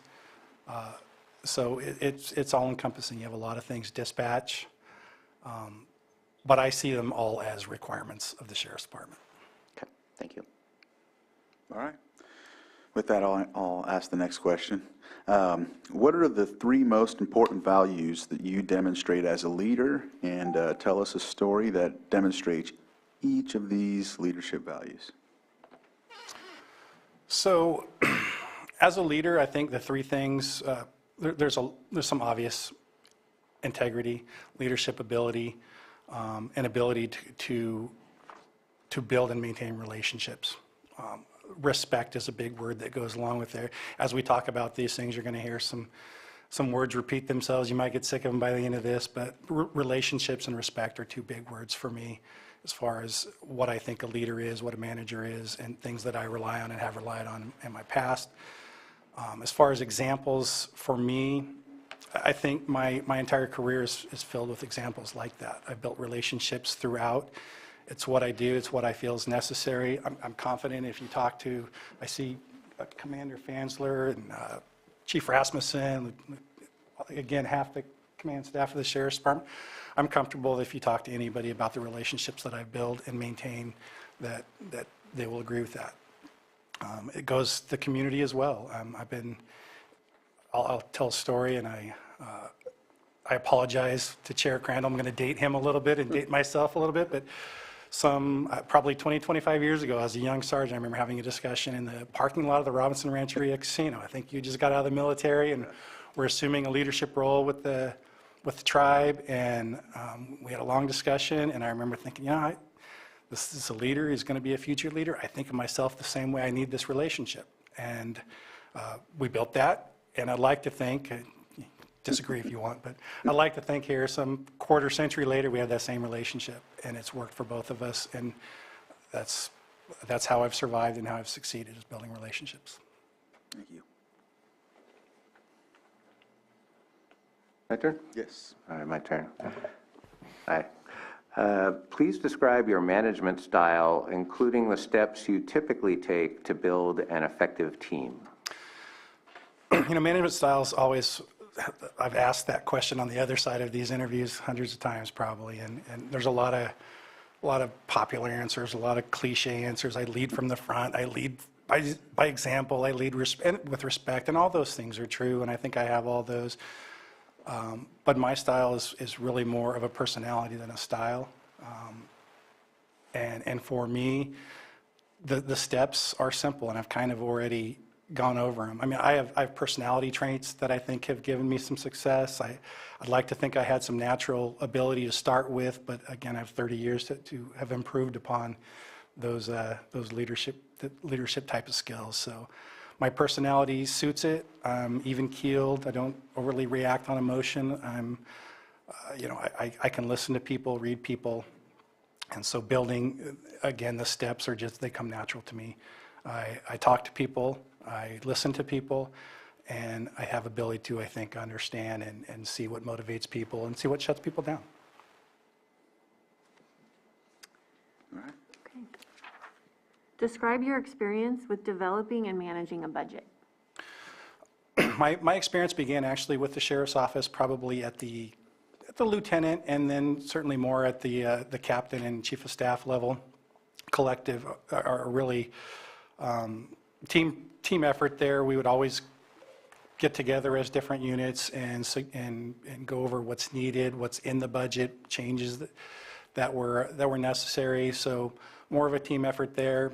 That's one of the real benefits I have of taking the position I'm in currently. As the department head, I'm intimately involved with budgets. From day one, it's something I had to learn. We didn't have a finance person, I remember, for the first year, so admin was nice enough to loan me someone. At the time, it was Jeff Ryan to help me out with a budget. So I became pretty intimately involved with budget from day one, and have had hands-on since then. I've reviewed the Sheriff's Department budget fairly recently, and certainly larger, bigger numbers, more units, but it's really the same, just at a different level, and it's something I'm already familiar with. I'm not going to lie, the basics of budgets is something I completely understand and I get, and we talk and we figure out what's needed. Sometimes hard decisions have to be made, but then there's some complex account issues and stuff, and that's why I have Stephen Carter on speed dial. But I do have, again, I believe, probably more experience than with budgets than you're going to find any other candidate. Thank you. All right. Supervisor Simon? Describe your experience with grant writing and grant management. We have, in my current position, we rely heavily on state funds, but most of them are out of assembly bills or Senate bills. And I had some experience with some grants back in my SO days. I can't remember the name of the grant, but mostly just pursuing state funding. And that, for us, involves reporting and stat keeping. I do it every year for SB 678, AB 109, different assembly bills. There's state and grant funds that come with that. So my experience in that is with writing the proposals and basically tracking and completing audits and updates, including stats and reports on those revenue streams. Okay. All right. Supervisor Sabatier? So the next question, what experience do you have with addressing staff vacancies, recruitment, and retention? And are there any creative ideas that you have in mind to address this issue? Well, unfortunately, if you're a department head in Lake County, you have experience, right? We've had a little bit of success, I think, not a little bit, but quite a bit of success, I think, in probation. We're a law enforcement entity, and I think this board knows we're in some times that are kind of unprecedented, especially in law enforcement. It's not just law enforcement, but I think pretty hard hit, and it's not a local thing, it's not a state thing, it's a federal thing. Really no easy answers, but I do think I have some ideas. I have a kind of a multi-pronged approach to the staffing issue.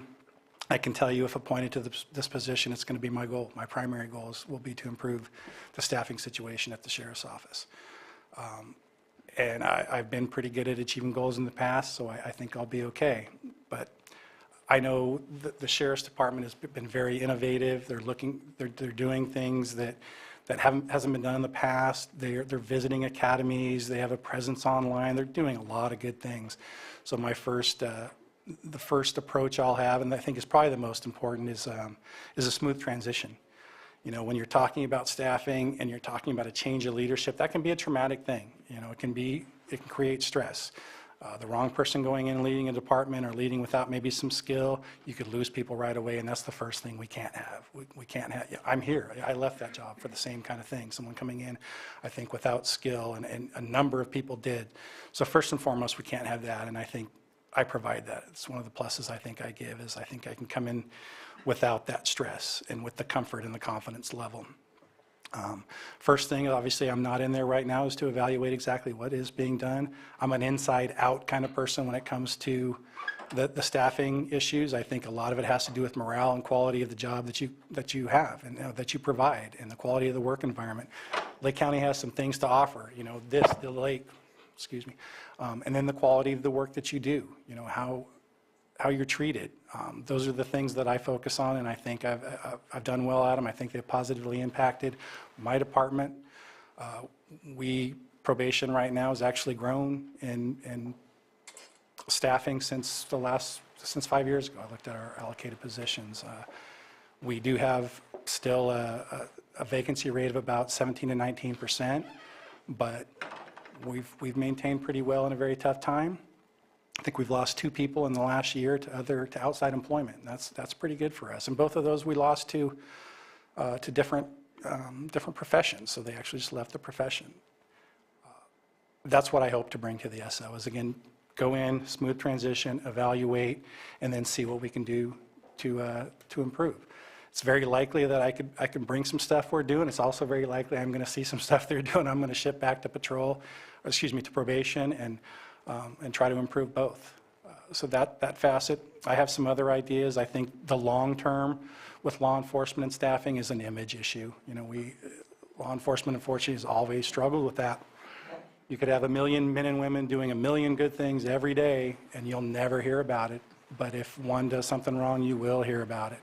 And of course, we always go through that, and we've gone through some tough times with the, defund the police was popular for a minute, and so that harm to our image has to be corrected. And I think you start with the youth. I'm very into programs that involve young people. I think that's how we change our image.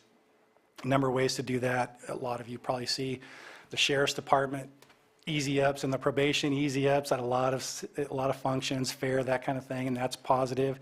But I really like the school resource officer position.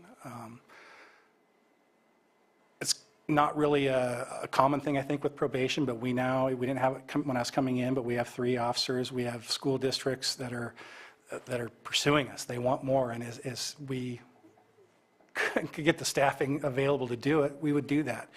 I just see those kind of opportunities. And don't get me wrong, those aren't things that are going to solve our staffing issues in the next couple of years, but those are moves towards the future that change the image. And, I talked to my wife, she's a teacher, and she's a teacher at kindergarten. And so she gets these kids that it's very likely their first real social, interaction with a lot of people. And she'll tell me, school resource officer or an officer will come visit, and they kind of cringe and back off, and they almost show fear. And that breaks my heart, because that's a kid who's been through something already in a young life that they shouldn't, or has been told something that probably isn't true. And the bright side of that is by the end of the year, those same kids will be hovering around school resource officer, because they know that we're putting men and women in there that will protect them, that want to do it for the right reasons. And I think those positive image things are what we got to look for in the future.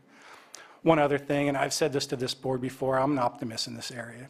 I think we've gone through some hard times with image. I think that's a pendulum. I think COVID didn't help. It changed the work environment for everybody. But, this board has made some really, really positive moves with enhancements to salary and benefits, really creative with recruitment and retention, with the salary, or with the signing bonuses. Those are things that I didn't see in 30 years here. And I've said it before, I believe it. And I'm not just a blind optimist. I'm a pessimist, actually, at a lot of things. But with this, I'm confident those steps are going to bear fruit, and I think we will turn this around. So I do have a follow-up question, and hopefully we can have a brief response, because I don't want to take too much time on it. What efforts can you make or will you make to help diversify your staffing as you move forward into dealing with the vacancies? What efforts can be made? We are getting a more diverse population here in Lake County, and representation, at least to me, and I believe also to the board, is important to have. What efforts can be made? Funny, I think I have a pretty good advantage in that area too. I run a department, I have for a decade, and we're very diverse. We are currently more than 50% female. We're currently more than 50% of individuals that identify as a racial minority. So I think I've already achieved what you're looking for. And to be honest, there's nothing special I did. We welcome everybody. We treat everybody equally. We value our applicants from the start. We have a strong Hispanic community, and we have a strong Hispanic representation in my department. I think people talk. I think people understand. They have friends, and they know that our department is going to treat you right. And that's really all you have to do. And that's really all I'd have to do with the Sheriff's Department, I think. I don't know how innovative you have to be. You just have to be open and fair from the start. Thank you. All right. What level of engagement have you had with staff development and developing and providing public safety training? I know you mentioned this, but if you can go a little deeper into it. Well, as a department head, you're ultimately responsible for the training your people get. So And staff development's always been something we've been interested, Sheriff Martin's always been interested in as well. And we've talked about maybe developing some courses internally for county leadership and management. But the one benefit law enforcement's always had is a lot of the requirements out there for training. You know, it's one of the only jobs where we don't really have a choice. We're going to send you in probation for 40 hours a year, for the SO 24 every 2 years, to formalized, approved training. So you get a lot of that. So a lot of it comes from what you choose to send somebody. You know, the training's out there and available to develop supervision, to develop management. We have Supervisory Leadership Institute and Supervisory Leadership Academy for different, one's for post, one's for STC. I believe in those things. We personally, in my department, send everybody who either becomes a supervisor or is even on track to those courses, and they're important. So I think it's just recognizing that it's needed and then taking advantage of the resources that are already there.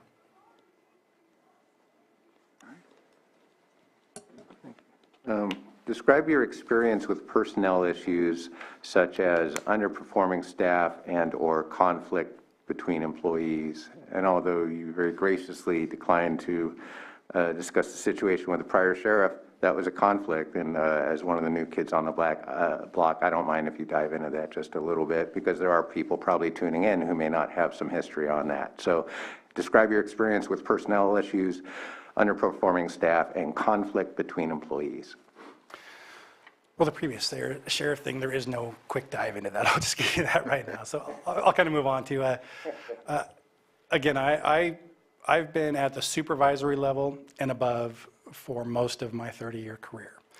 So as soon as you're a sergeant, you technically start dealing with personnel issues. You know, you're in charge of the performance of your group, and that goes all the way to the ultimate decision as a department head, which is unfortunately sometimes termination. That could be about the most serious. And Skelly. My kind of brief answer is I've been involved intimately with every step of it. I've conducted internal affairs investigations.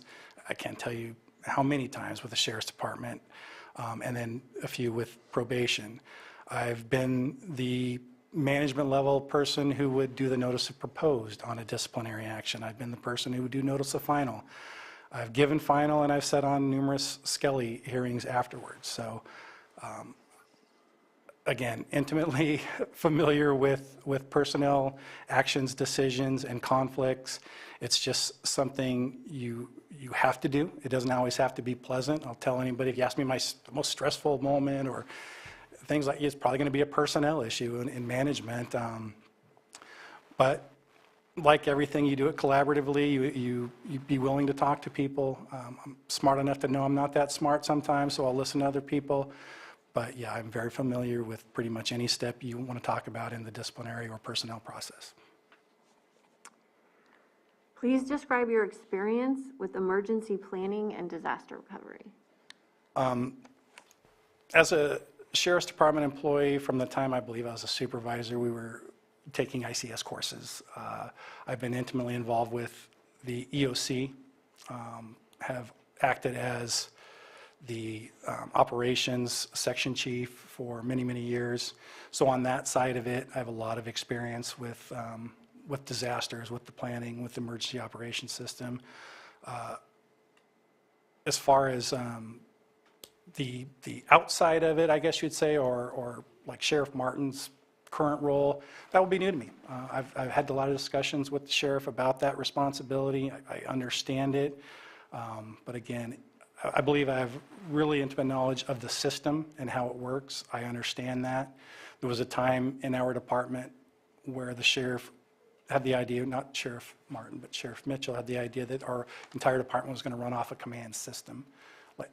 Kind of didn't work, but bottom line is, as far as the OES office and emergency management and the EOC operation, I think I have a good knowledge of. All right. Supervisor Simon? All right. Describe your relationship with other public safety agencies, and if needed, how would you improve those relationships? I've kind of mentioned it already. I think that I look at that as probably my greatest strength. I've been building relationships from the start, and this position as department head has allowed me to continue that. I would feel confident if you were to talk to Sheriff Martin, Chief Rasmussen, Commander Fansler, Pasco from Fish and Wild, anybody, about our relationships and the relationships that I've built. I'm confident that I could call any one of them right now, and if I needed mutual aid or help, they would give it to me, and the reason they would is because they already know they can call me and do the same thing, and I have. We do get requests for assistance, and I'd like to think everybody who's dealt with me knows that they'll get it, or they'll get whatever I can. As far as improving on it, I kind of mentioned it's something I've done from the start, so it's something I'll continue to do. My improvement on it will just be expanding it. All right, thank you. Supervisor Spacchi? Next question. I know it's my question, but I think it's one of the most important ones. How would you engage the community? What creative strategies would you use to address neighborhood concerns, and what topics would you discuss? This is one area I think Sheriff Martin has kind of set the bar, and it's something that I'm not going to lie, it's going to be a challenge for me to meet, to do what he does. I'm not a U2 selfie guy, and he is. I'm sorry, I don't mean that as we're different in that way. But one thing Sheriff Martin has taught me is the importance of it, and the importance of community engagement, and the importance of being there. So my plan there is to just continue what's already happening and hopefully grow myself as I do it, and continue to improve upon it. It's going to be hard to do. It's really not my personality. It's likely to look different for me. There might be other people on camera, but again, I've learned a lot, and my plan is to continue that outreach and have that community involvement and keep those lines of communication flowing. Thank you. All right. What familiarity do you have with any new state/federal legislation proposed to begin next year, and please describe? Well, the newest legislation in law enforcement, at least for the sheriff's office, and again, I've kept up with this a bit. We have new legislation in the probation world daily, it seems, and certainly in California, a lot of it's geared towards law enforcement. I've had a lot of valuable meetings with Sheriff Martin about current legislation or new legislation, and most of it, to me, seems to be geared towards use of force and transparency, those kind of issues. And to be honest, I don't have a problem with it. My feeling with law enforcement is that 99% of the things we do are good things, and the more people get to see those things, the better. I don't want just the bad stuff out there. So when you're talking about, I think it's SB2, reporting certain things to post to be overseen by a state agency, doesn't bother me in the least. You're talking about having to post use of force issues, any use of force with a firearm, a great bodily issue in the 30-day posting. Again, Sheriff Martin has a really good platform to post that. Doesn't bother me in the least. I mean, we deal with difficult things in California. A lot of them, I'm going to say I don't agree with. We've had propositions in the past, about them, 4757, that it may reduce what is a crime. And bottom line in law enforcement is it's law enforcement. So you enforce the law. We don't always have to agree with legislation. Don't always have to agree with changes, but it is our job to act on them and enforce them. So yeah, most of the new stuff I see, you have the increase of age to 21 to recruits. I don't see a problem with that. In all my years, I only remember one person ever hired as a cop under 21. That person's now the Placer County Sheriff, by the way. But it was fun back in the day because we could joke with him about not being able to do bar checks. He's under 21.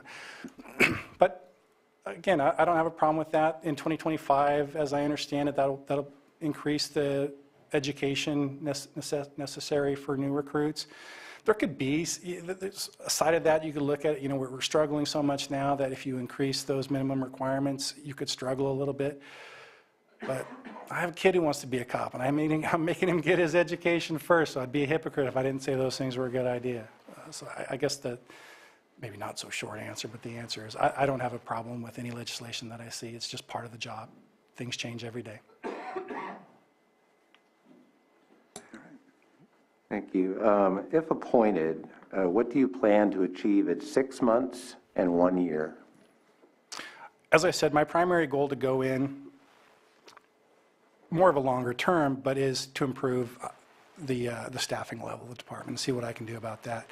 As far as short-term goals, the first goal, I've kind of mentioned that, and I think it's the most important, is transition. I don't think we can afford a bad transition, you know. So to get in within 6 months, I've been out of the department for a few years, so I'm very confident in the management, leadership, all that, the department head stuff, I don't worry about. But things change. There'll be a lot of things to learn. So my initial goal is to go in, and that would probably be the 6-month goal, is to have met with every command staff level. That will lead to meetings with supervisory level and maybe frontline as needed. But that's the first thing, is to learn the department. Confident in everything else, but there's a lot of new people there. It's funny, the command staff, I know all of them, but half the new young deputies are, they'll be new to me. So 6 months, learning everything. By a year, I'd like to have made some significant improvement in staffing. What do you think your greatest challenge in assuming the sheriff coroner role will be? Well, we've mentioned it. It's going to be a broken record, but it is staffing. I think we're facing, oh, thank you. You saw me running out of water? Dry voice. So, and I don't want to sit here and repeat myself. I've gone over a lot of my plan, what I think I can do, but those are the biggest issues facing law enforcement, I think, nationwide. Again, it's not local or state. We're all going to be in this challenge, so we all have to be able to do things better than someone else. You know, we're going to have to make this a better work environment. We're going to have to make or get people to understand what a great place Lake County is to live. And then when we do get people, we got to focus on retention. We got to keep our people. They're out there. I've mentioned my son. I'm going to use him as an example. And I'm biased. I'm going to give it, obviously, but you know, he's a 20-year-old intelligent young man. He's got a conscience and a heart, and wants to be a cop. He's wanted to be a cop since he knew what a career was. And as someone who's done that for my career, I got to tell you, it's scary. You know, and sometimes I'm like, I don't want people to have to deal with some stuff I've had to deal with, especially my kid. But again, I'd be a hypocrite. I was the same way, and his heart's in the right place. And I use him as an example because those people are out there. So we have to find them and keep those people. Hope that answered that question without repeating too much. All right, so that covers all the questions that we have. Just wanted to ask briefly if you had any questions for us. I don't really have any questions. I'd like to thank you for your time, of course. I know you all have a difficult decision, and there's a lot of pressure to make the right decision on something like this. I've never been in your shoes, so. And it's posted. I know the only other applicant, and you're not going to hear me say a bad word about him. You don't have a bad choice here. I truly believe that. I think I'm the better choice simply because of the life experience, the position I'm in right now, department head experience. I just think I bring a little more right now, and again, things just line up. Not just for me, but for the county and the department. So that's where I'd leave you with. Again, thank you for your time. Any final comments from?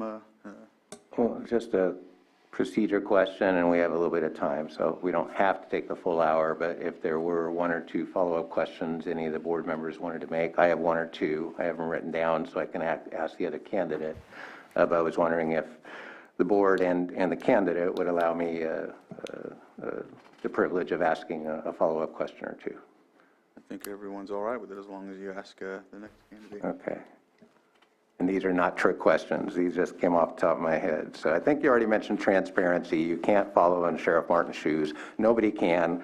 I won't even ask that question. But I think you mentioned in your bio you had previously done some cannabis enforcement. So certainly over the years, with the passage of Proposition 64, criminal and civil enforcement of cannabis-related crimes and violations has become more challenging and more complex. State and county laws can be confusing for the public to understand. Compliance and enforcement work can be short-circuited by short staffing and lack of coordination between agencies. What is your understanding of the current state of cannabis enforcement by the Sheriff's Department, and what changes, if any, are needed to build confidence in the county's overall compliance and enforcement strategies? I think you kind of mentioned what is key there when you talk about the laws can be confusing and that kind of thing. To me, the big component that I see in the future is most important is education. This is an area, and again, Sheriff Martin and I have had discussions. I think he has a good process and a good theory about this. The focus should be on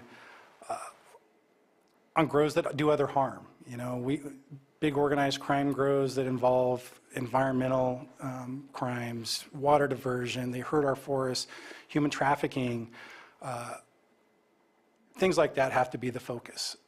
The voters have spoken, and that is another one of those examples of we're law enforcement. You don't always have to agree. We just got to get what the law is, and we enforce that. And there's obviously things like discretion and resource, just how many resources you have. But again, I think the big key is the education component. We're still going to focus on those big grows that do harm to our society. But all in all, the rest is there's been a big shift.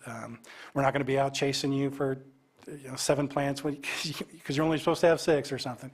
So I think it's all common sense. Big grows near a school or a daycare or a park or something, maybe that you focus on. Everybody else is going to be more the education side of things, and I foresee continuing pretty much what Sheriff Martin has as a philosophy, involvement with code enforcement to educate people. There was a time when if you had a pretty large grow, hey, you go make an arrest, cut it down. Those times are over. And now you go and you ensure that someone is trying to be legal, and if they're not, then you help them and you educate them and try to get them on the right process. So I think you kind of mentioned yourself, that education component is the most important thing going forward. All right. One more. Oh. Just one more, I promise. Fairly recently, this board approved the Sheriff Department's use of automated license plate readers to help track suspect vehicles as they move about the county. I know City of Lakeport did. In my hometown of Fresno, gun discharges are detected with automated shot spotter systems. Facial recognition technology is widespread and growing rapidly, both on public and private computer systems.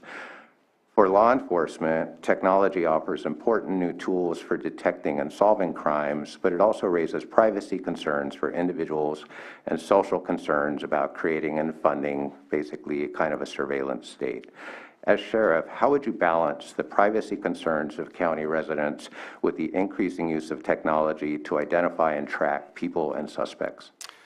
Yeah, I think that's always been a little concern in society. You've always had the kind of big brother fear, but you're right, the technology is something that cannot be ignored. It solves crimes, helps people. I'll go back to transparency on this. I mean, if you're using technology and why you're using it for, if you're willing to share and explain and be open about it, that's really all you can do. I guess that's an education issue too. You have to be willing to be open and educate the public, but let them know. And so with that, just want to make one final comment. Thank you very much for opening up and discussing this publicly. Got to learn a little bit more about you, learn what your real first name is. That was something I didn't know that I didn't know, but really appreciate you applying and taking the time today and getting to know you a little bit better. Thanks, I appreciate it. I was talking to Chair Crandall about that. It's funny, I think they used my full name for a service award one time, and I had half my department here. They didn't know who it was. Man, is there another house? Yeah. And I'm a third, by the way. There's no fourth. My son's not the same. We stopped that. okay. Well, with, I think one last thing, Ms. Grant, I need to open it up for public comments or questions or statements, something like that. You can open it up for public comments, but you don't have to do it one and then next. You can do it at the end. You can do it now. And I think we'll do it at the end when we come to that. It's up to your board. I think that would be the best way to go about it, is when we're ready to make our decision, we'll open it up. Yes. Yeah, I agree. Yes, so we'll go from there on that. All right. Rob, thank you very much. Yes. Thank you. Wonderful. Did you want more? Because we can. No, I'm just well, I'm here now, man. Wonderful process. All right. Thank you all. Thank you very much. And so we are at 11:06. Does anybody need a short break, or do you want to move forward? I think we said 11:15. Yeah. Probably need to stick to 11:15. Let's take a short break and come back at 11:15 and let's go for it.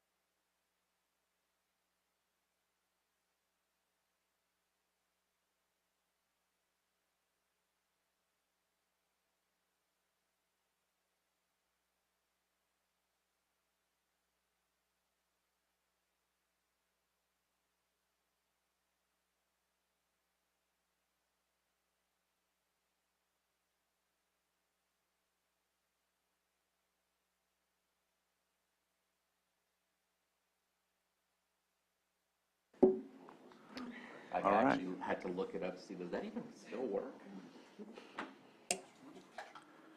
All right, welcome back from the break, and as stated before, we're going to move on to the next interview, and this 11 o'clock item is the Sheriff Coroner interview with Lucas J. Bingham, Lieutenant. And so with that, we'd like to welcome you to this interview, and thank you for applying as well.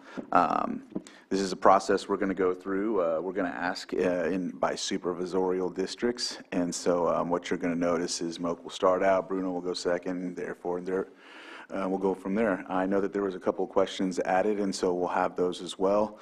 And at the end, you can either ask your questions or you can provide a statement or something along the line so we can get more input from you as well. So with that, if there's anything you wanted to start out with or anything like that, we'll get right to it with Supervisor Simon.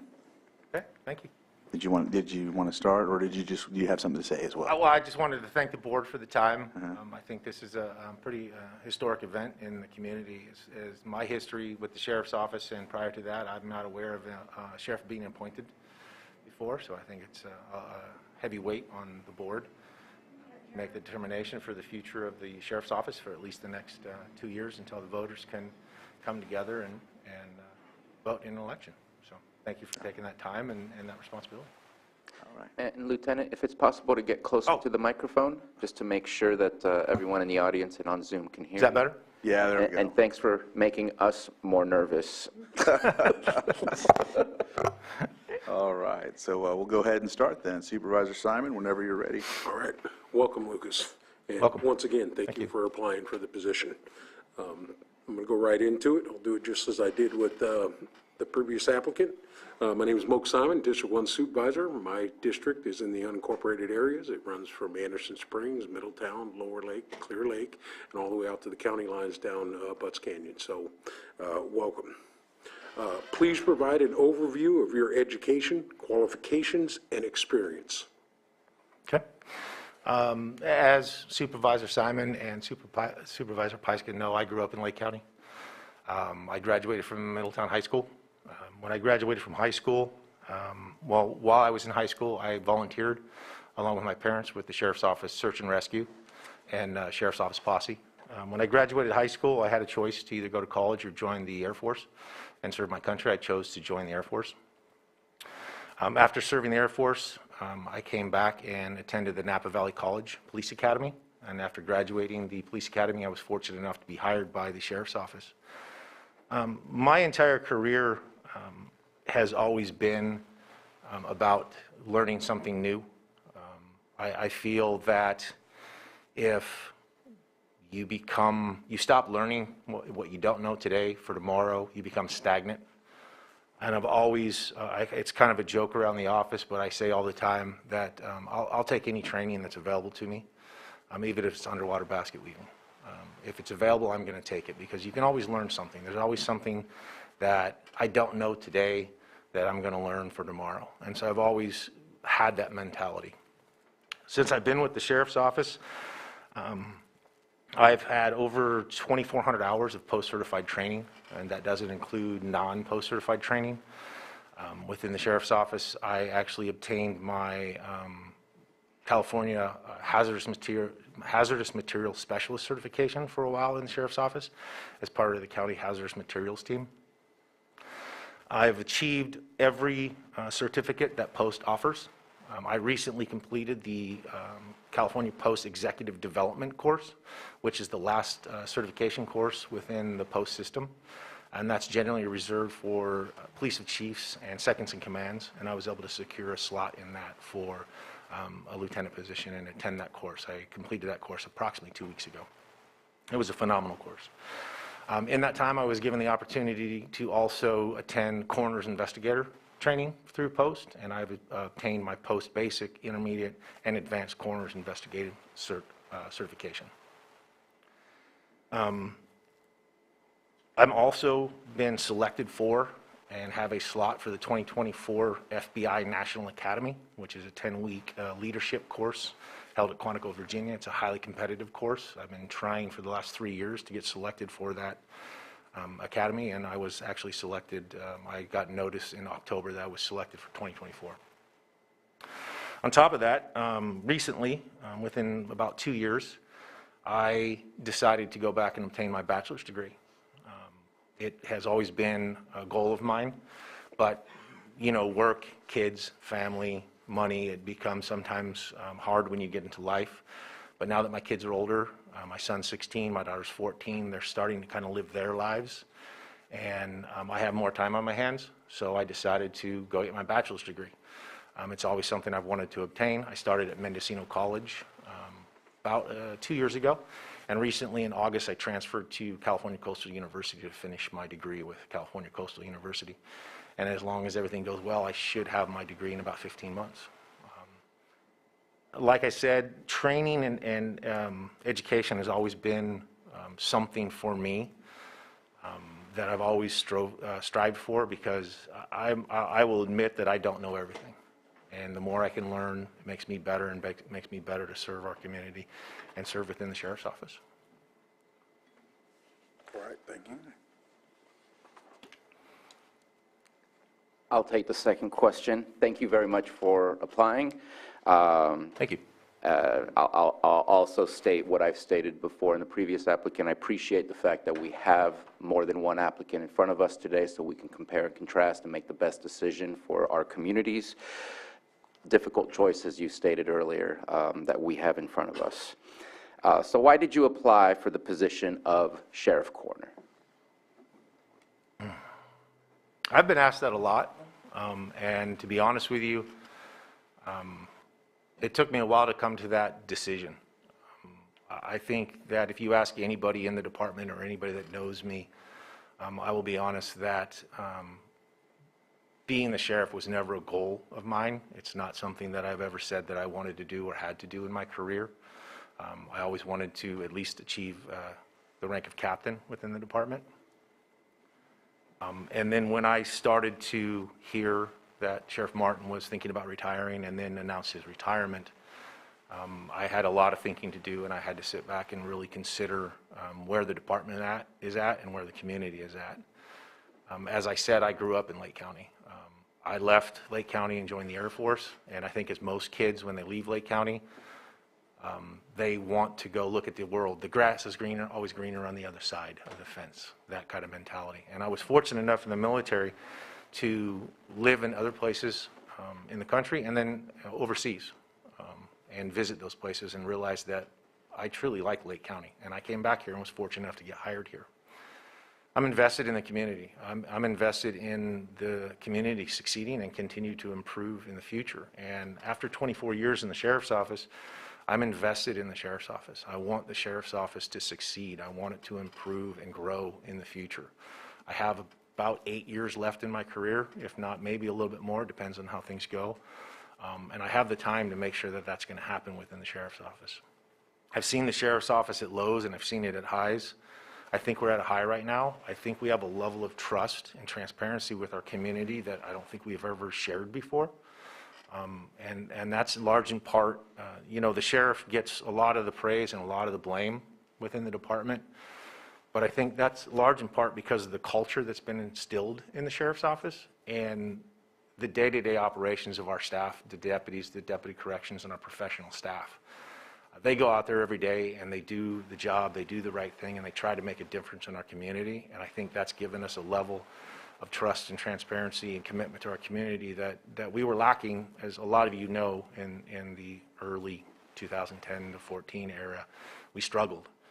We've gotten through that, and we're a better place today. And I want to see that continue. I truly have a desire to see that continue and improve into the future. And I don't want to leave this career and look back and see that things have deteriorated or gotten worse with our department and the service that we provide to the community.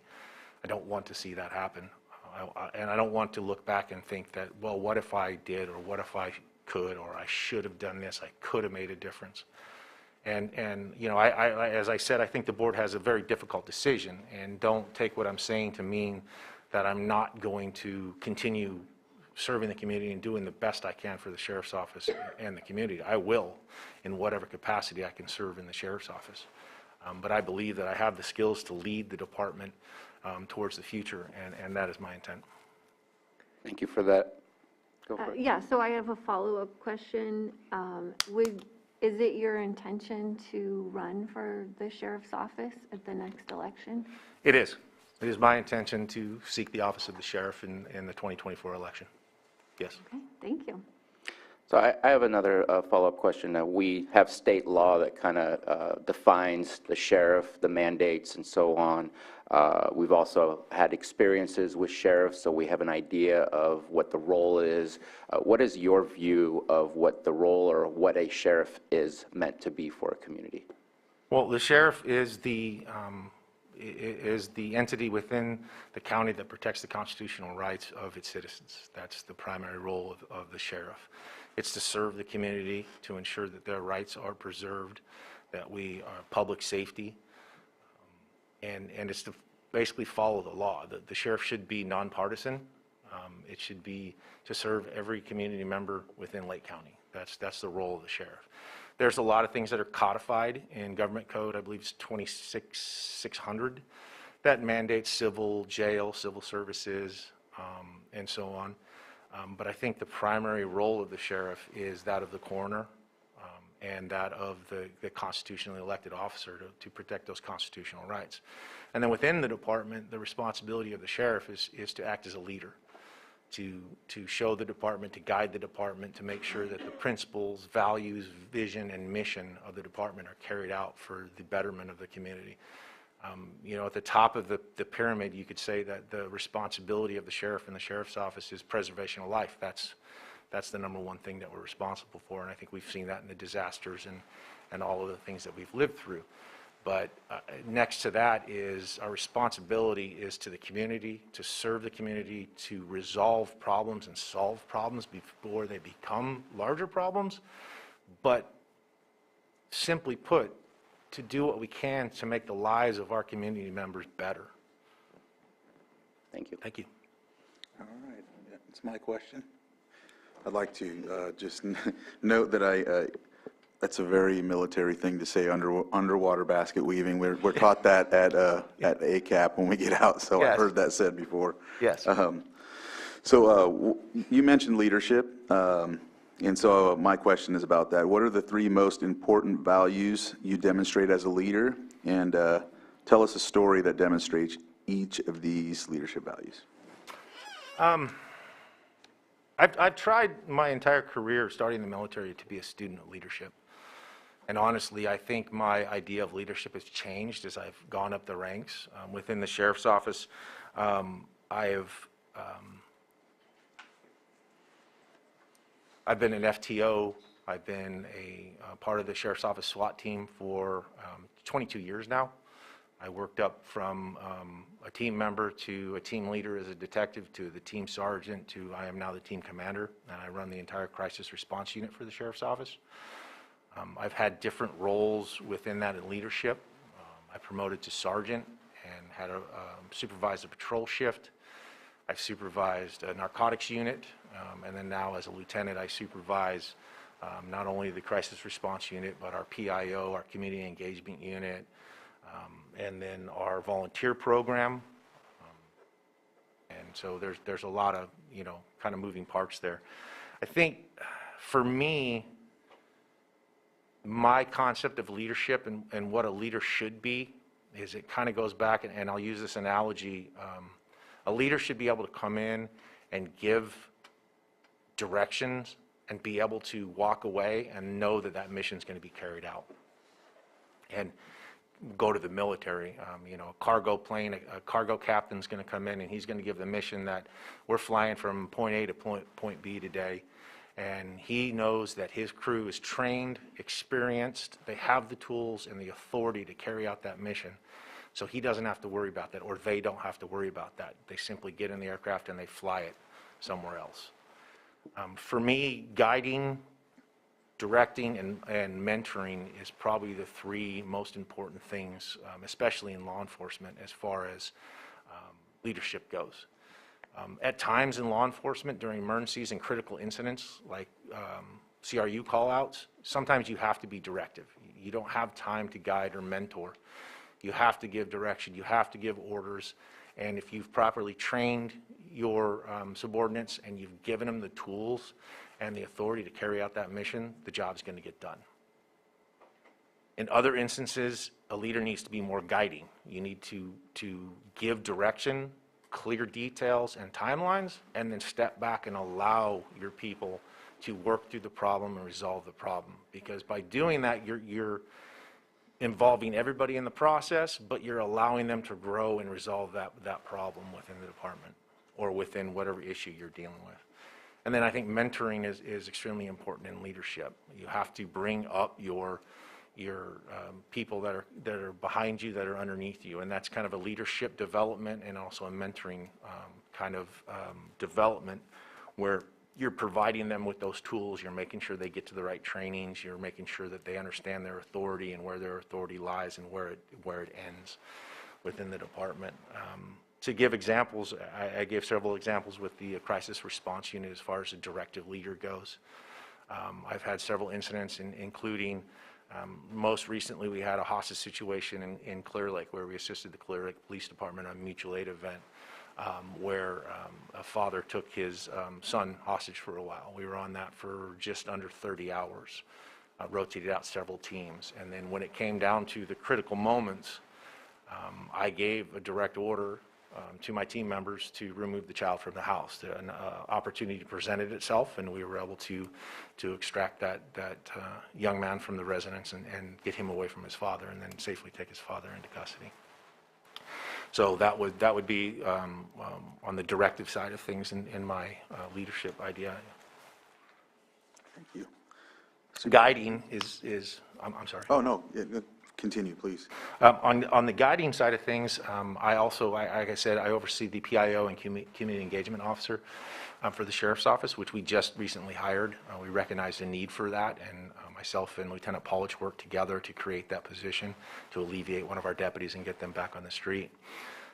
And with her, some of the projects I give her are kind of a guiding stance with her, is that I provide her with the information, I provide her with the end goal, the reason. I think it's very important to provide people with a reason as to why they're doing what they're doing.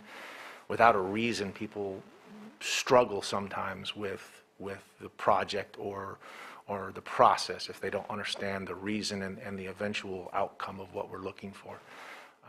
Provide that information and then just occasionally check in, make sure that they have the tools, what they need, the equipment to make it happen, and then when the deadline comes, we're there.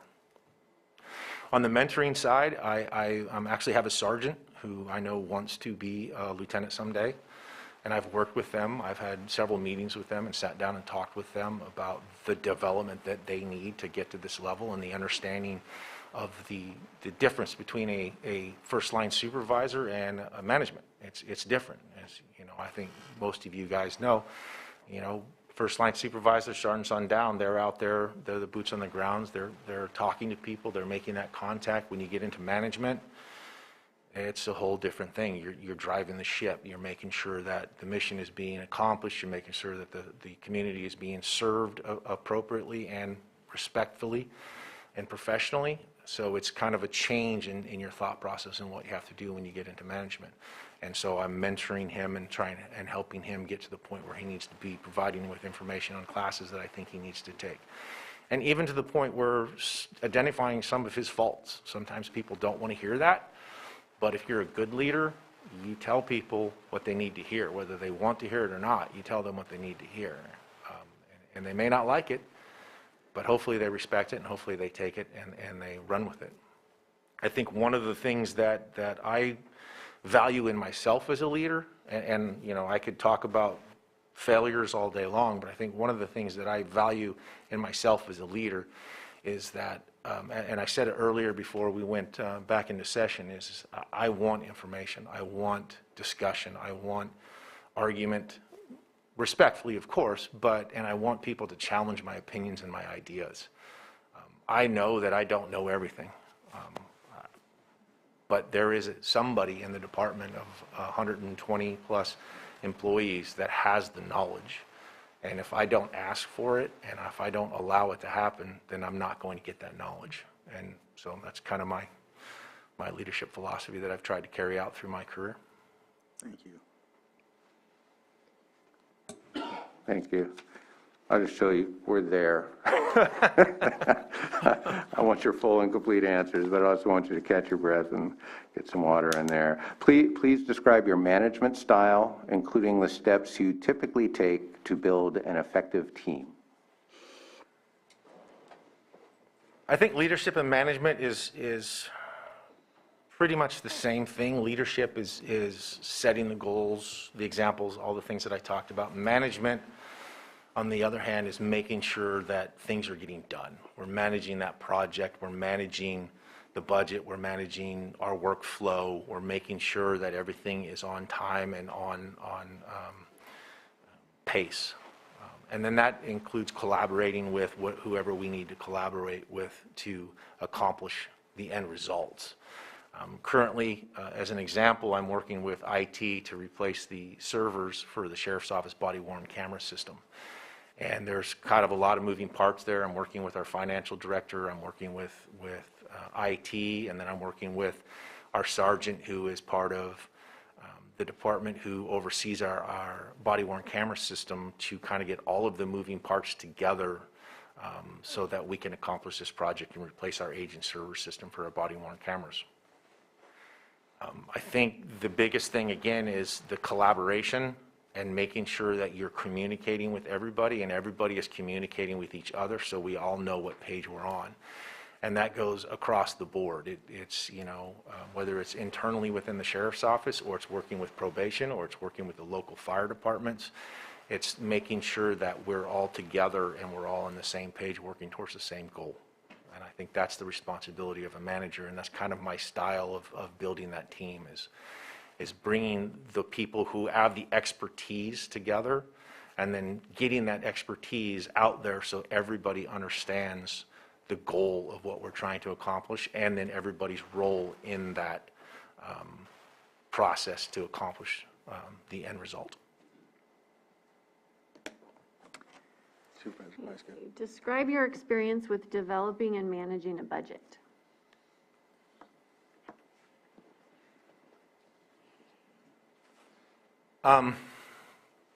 So within the Sheriff's Office, when I was a detective, I took over the Sheriff's Office range program, and that was my first kind of work with the budget. I was responsible for ordering the equipment and the training materials that are needed for our internal training within the department.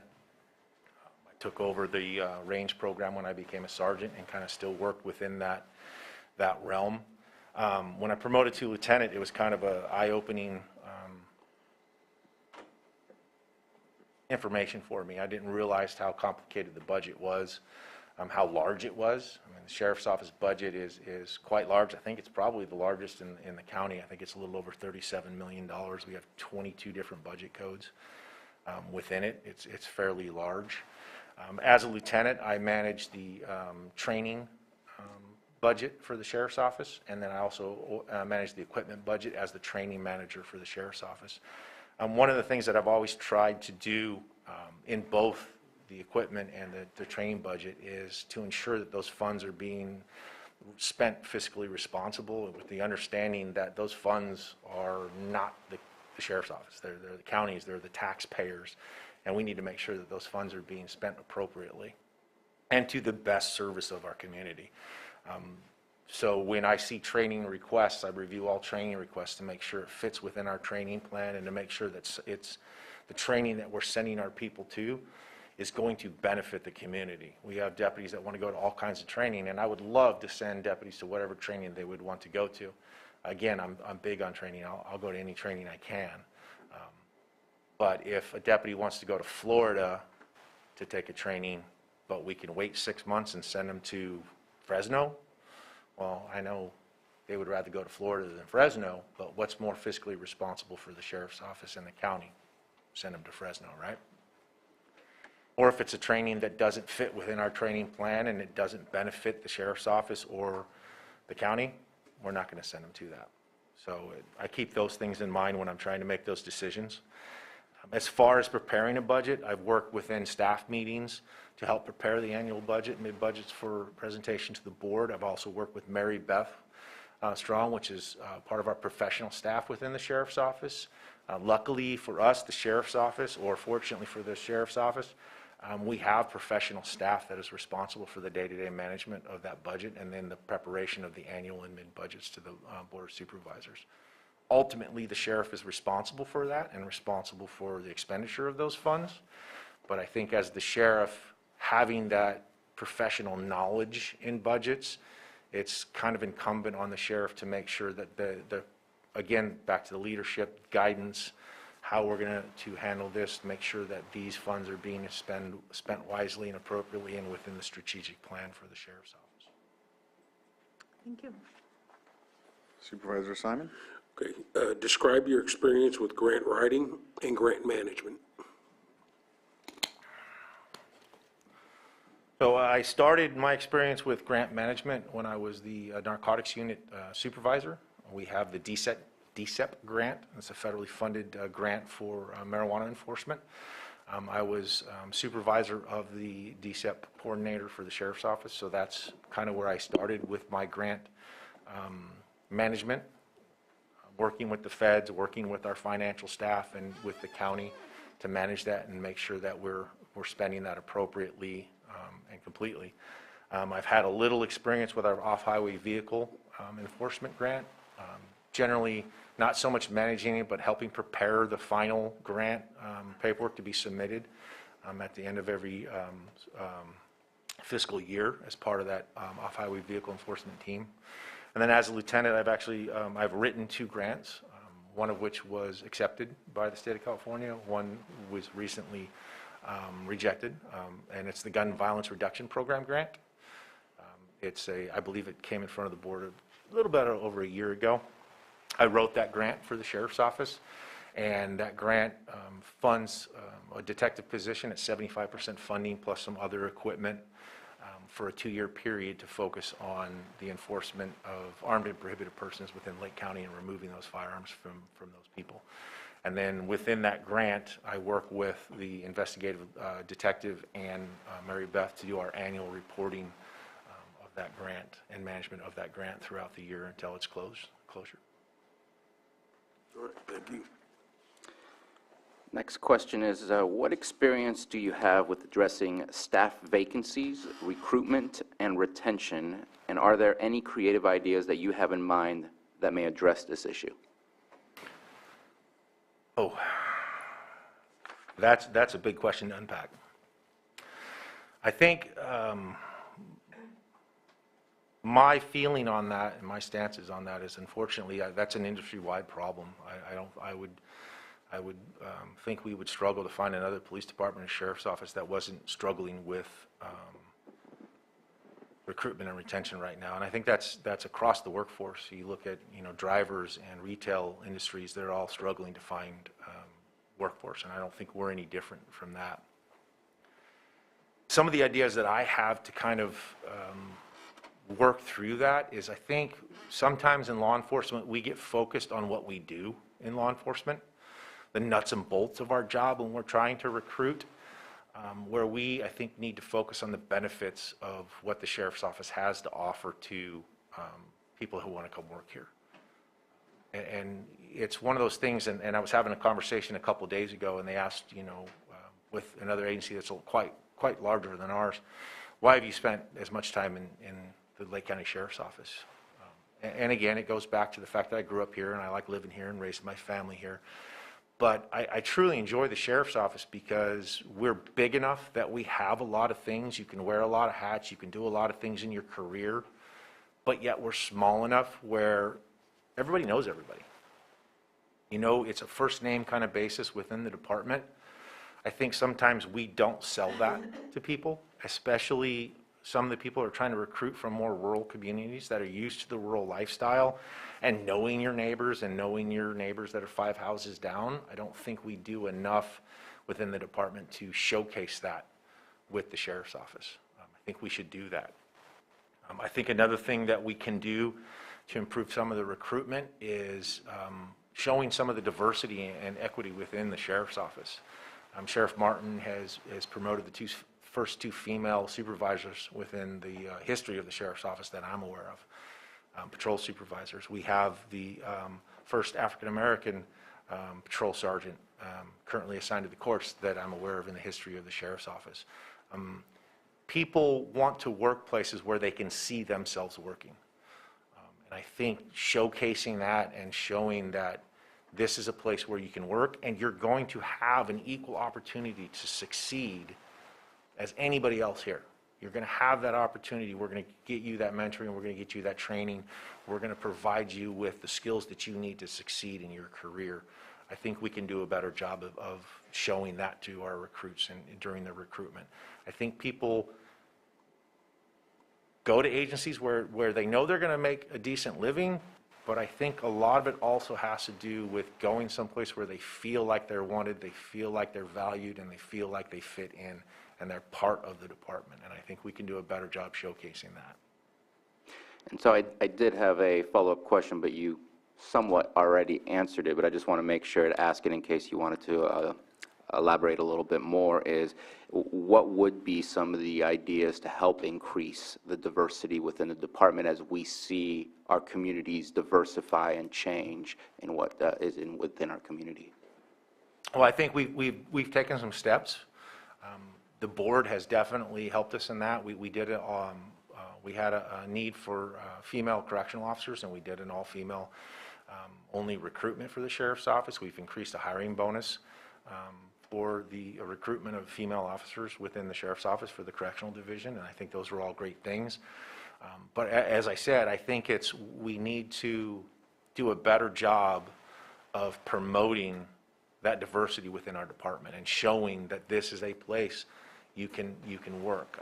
I actually had a phenomenal opportunity to speak with the chief of the Fairfield Police Department, who came from San Luis Obispo, and she was telling me that when she got hired there, their recruitment of females went up by 50%. And she was told, I came here because I saw myself, I saw the department, I saw myself in that department, and I felt I could fit in there and I can work there. And I think that really kind of stuck with me. And we need to do a better job of that. I think we also need to do a better job of reaching out to our community. It's one of those things that I think a lot of people would enjoy this career, but they're not willing to come to us for that career. So reaching out to the communities that maybe have a stigma about law enforcement in that community culture, and reaching out to some of those people and explaining to them what we do and how they can benefit their communities and how we can serve them better may help get some recruitment into the department. Thank you. All right. Oh, you had another question, right? I think I'm next. Oh, no, Oh, no, yeah, it's me. What level of engagement have you had with the staff development and developing and providing public safety training?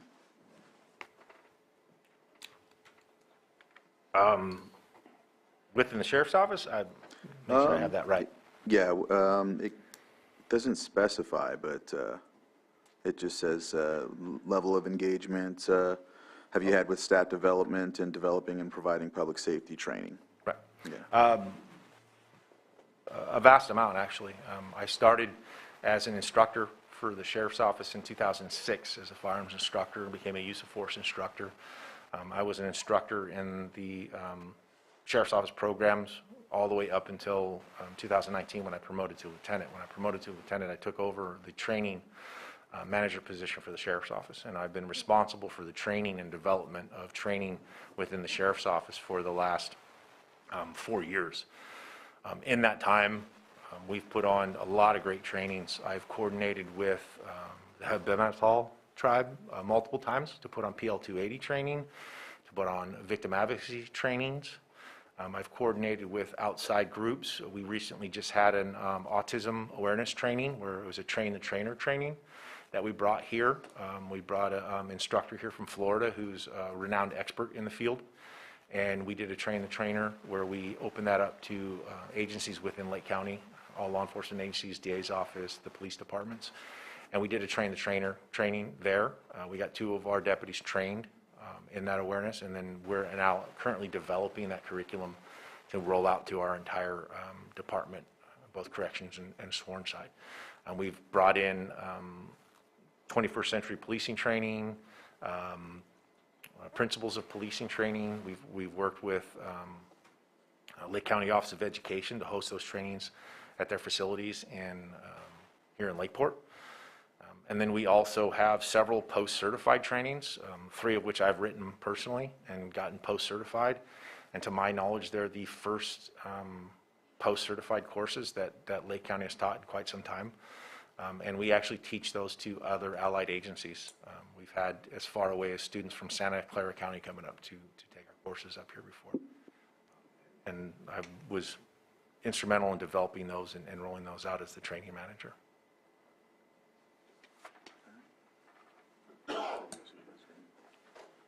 You didn't bring the trainer from Fresno? Come on now. Describe your experience with personnel issues, such as underperforming staff and/or conflict between employees. I do note in your prior comments, you talked about a period between 2010 and 2014. That was not all that, and I'm sure there have been other periods. So experience with personnel issues and conflict between employees.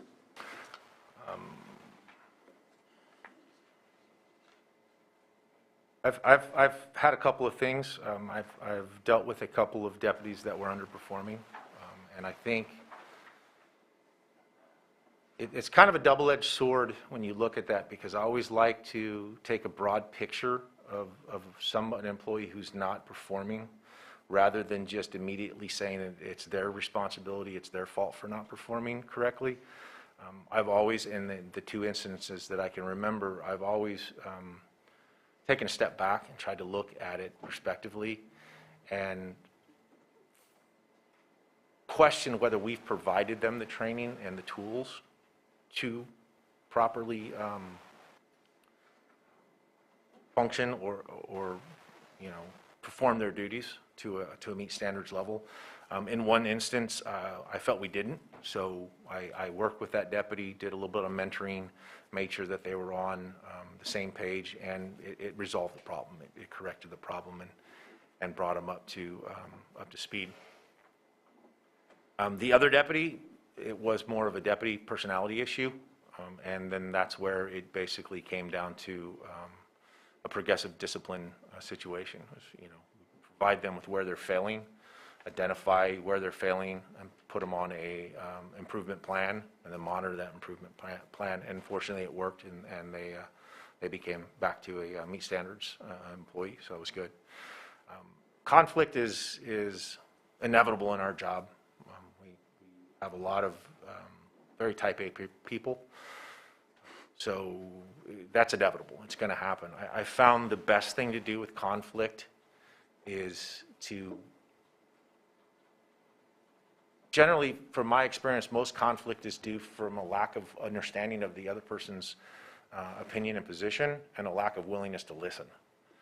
And if you take those 2 things into account and you kind of get that understanding between the 2 of them and bring them together and have that discussion, you can usually resolve that conflict within the 2 people. And if you can't, then, and sometimes you can't, sometimes you have 2 polar opposite views of something and you're not going to find middle ground, but instilling the understanding that that's okay. We don't all have to think alike, we don't all have to do the same thing. We can have different opinions, but we still can respect each other, and we can still work together, and we can still carry out the mission.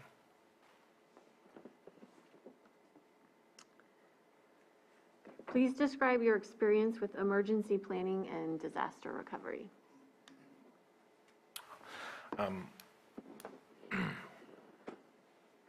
I've been involved in a couple of the disasters here in Lake County as part of the EOC. Generally, I'm a field operations commander in the field, running all of the mutual aid support agencies that are coming in for law enforcement services out of the Sheriff's Office command post there. Emergency planning, I've got quite a bit of training in emergency planning, being the SWAT team leader and crisis response unit commander. That's what we respond to when when the crisis response unit is called out, it's an emergency generally. Just about every instance. We do pre-planned missions, pre-planned events, and that usually, 2-3 days worth of planning to achieve that. But emergencies are just that. We're rolling out there and we're coming up with a plan as we go based on the totality of the information that we're able to gather at that time. So I've had quite a few work within that. Disaster recovery, I have some work with that. I've actually recently worked with the Canocti Fire Safe Council. They've gotten a grant for the corridor, and I've had a couple of meetings with them and worked with them to bring the sheriff's office into that collaboration with the Canocti Fire Safe Council for that corridor and evacuating. And one of the problems with that area is there's one way in, one way out. So developing plans, we've talked to the council, and one of the plans we came up with is I actually kind of stole that from Humboldt County, signs for like tsunamis, kind of the same thing in that area. It just points the directions because there's a lot of roads, a lot of arteries, and how are we going to make sure people know how to get out of here, especially if they're here on vacation or they're visiting. And having those signs, it's a great idea. So I've collaborated with them on that and worked with that, and we're still working on things like that in the future. And they've done a great job helping us get out the word of the Zone Haven and our pamphlets and magnets for the Zone Haven program that we have going on. Okay. Describe your relationship with other public safety agencies, and if needed, how would you improve those relationships?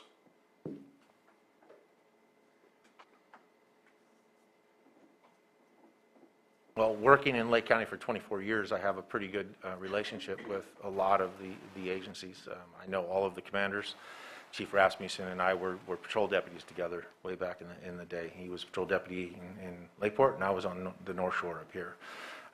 I've known Chief White. I've had several meetings with Chief White. He has now gone to, I believe, Martinez. I know Chief Hobbs. I believe he's the interim chief and potentially the chief. I know him. I've gone to school with him. We actually went to management school together, and I have a good working relationship with him, and I've actually coordinated with him several times on different trainings and different events between the counties, and then with our mutual aid systems, the crisis response call-outs, and then the fires that we've had, we always embed together and work together for those things. I think, honestly, we have a really good working relationship with our allied agencies. With the Clear Lake Police Department, Lake Police Department, and the California Highway Patrol, and Dan Fansler at the California Highway Patrol. We also, during my time as lieutenant, have coordinated with Mendocino County and Sonoma County for tactical assistance, mutual aid in the future. We actually have an agreement with those two agencies that we support them and they support us, especially in the event of a major incident like an active shooter or a major crisis response unit response. We have those agreements with them that we're going to support each other in those events. That's something that's come along since I've been a lieutenant that I was coordinating with. All right, thank you. Next question.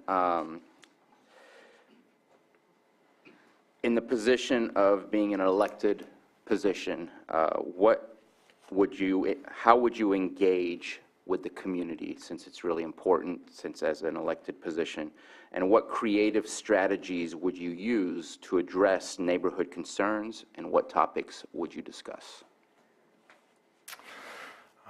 I think that's very important, and I think that's something that Sheriff Martin has done very well that was kind of lacking in the Sheriff's Office for a long time. It kind of goes to the community-oriented policing model of things, the 21st century policing model. They talked about that when I was in the academy back in 1998, and it was kind of an ever-evolving thing, and it's gotten to the point where the simplest way to describe it as a concept is that we shouldn't be policing at our communities, we should be policing with our communities. And that means involving them in that decision-making. We can send a deputy into a community and they can conduct law enforcement in that community, but they don't live there, they don't understand that community. So we need to work with that community to understand their problems and their outcomes and what they want for their communities. I think that's very important. So reaching out to those communities, reaching out to, like on the tribal communities, the tribal chairs and councils, and speaking with them and meeting with them and bringing them to the table, because they're the stakeholders in their communities. It's very important. Same thing with all of our other districts. The community town hall councils, hearing what people have to say. By no means do I think that the sheriff's office is perfect. We make mistakes, and I seriously doubt we won't make mistakes in the future. We're humans. But having that human-to-human contact with the community, we can't fix mistakes. I can't fix mistakes within the sheriff's office if I don't know about them. So having that community engagement and working with that community to identify those mistakes or the things that we aren't doing well within the sheriff's office, we need that information. I love to get praise. I mean, I think it's great for our staff to be told that they're doing a great job, but I don't know that really improves the sheriff's office. Sometimes we need the truth. We need that hard fact that, hey, you're not doing well here, you're kind of failing here, because without that, we're not going to improve what we're doing and how we're serving our community. I would really like in the future, and again, it's staffing, there's all kinds of pros and cons to a lot of things, but we used to have a program where we had beat deputies that were assigned to a certain area of the community for a year period. That was where they worked for a year. I think that's very important, and I think that we should strive to get back to that. We send a deputy sometimes because of our current scheduling, because of staffing, into, say, Middletown, and they're in Middletown today, and then tomorrow they're in Upper Lake. Well, it's very difficult for them to identify the problems, meet with the community, talk to the community, and resolve those problems before they get bigger.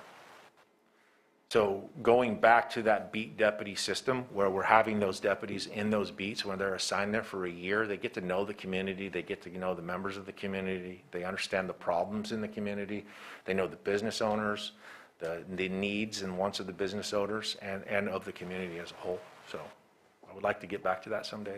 That's a definite benefit to the community and to the sheriff's office, because it's that community-oriented policing. That's, we're there for the community, for the betterment of the community, not just, if we arrest somebody and we take them to jail and we incarcerate them and then we let them out, have we really done anything to improve the community? Yes and no. But if we're in that community and we're identifying problems and we're solving problems that's benefiting the daily life and that quality of life, then we've impacted the community, and that's what we should be doing, and that's what that beat deputy assignment does. It's impactful to the communities. Thank you. Thank you.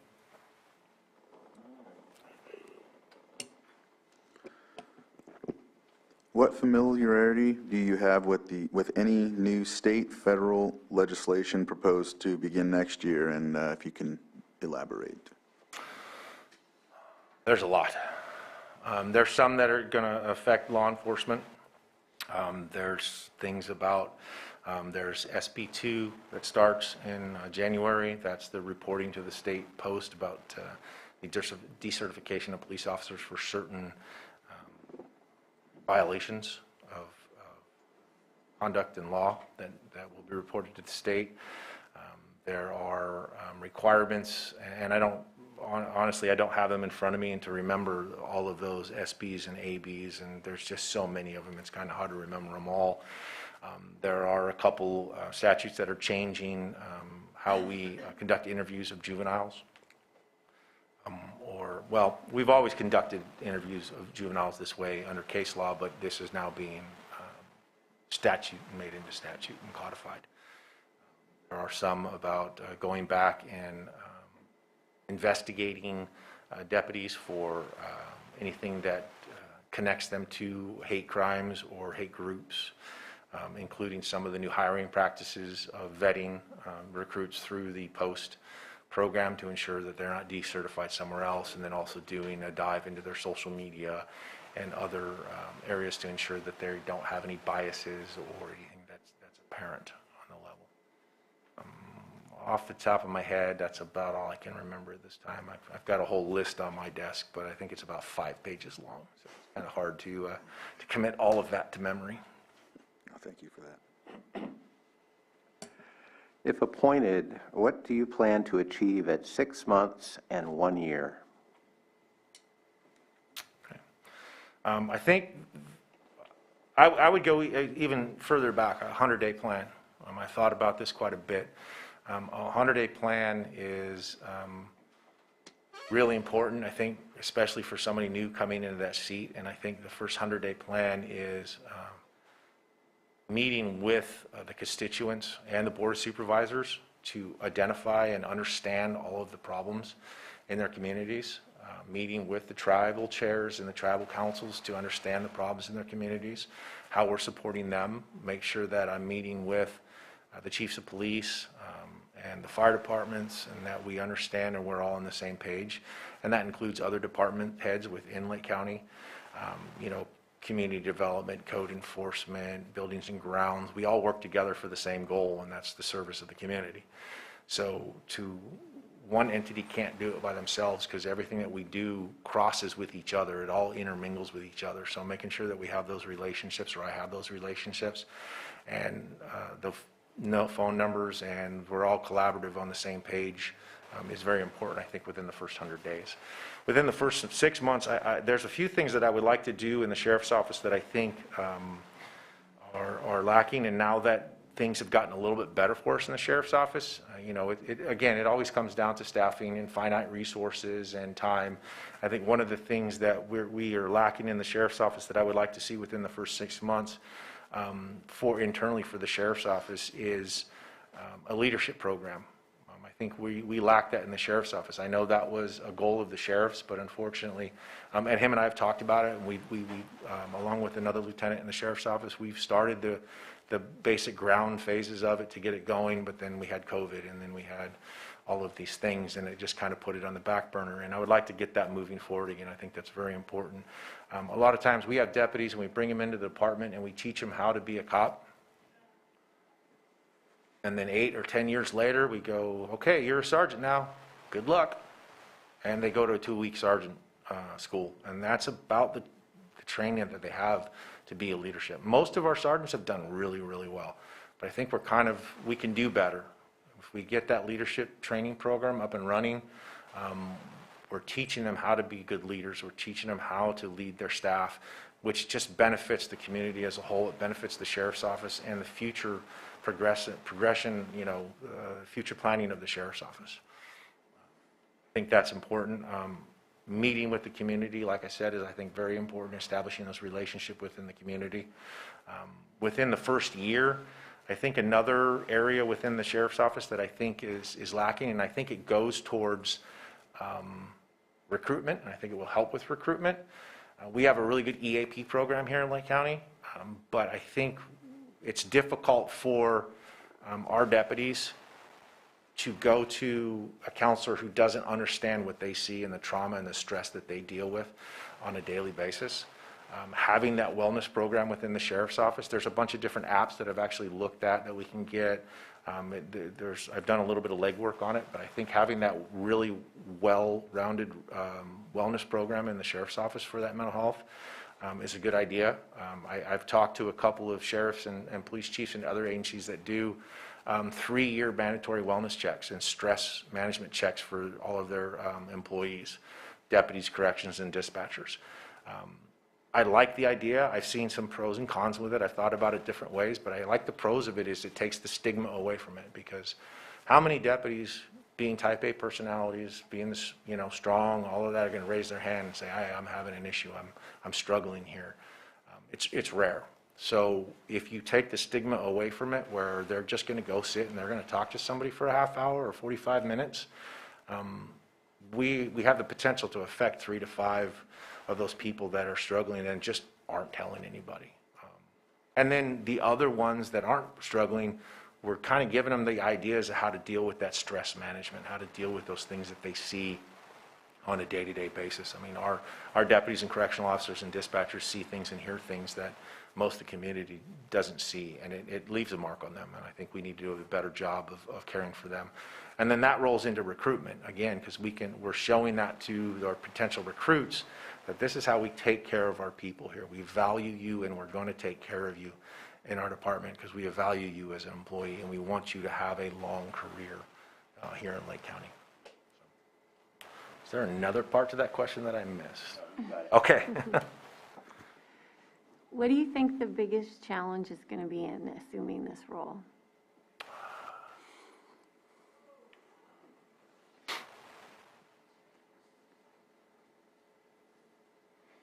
That's a difficult question. It seems so simple, but it's rather difficult.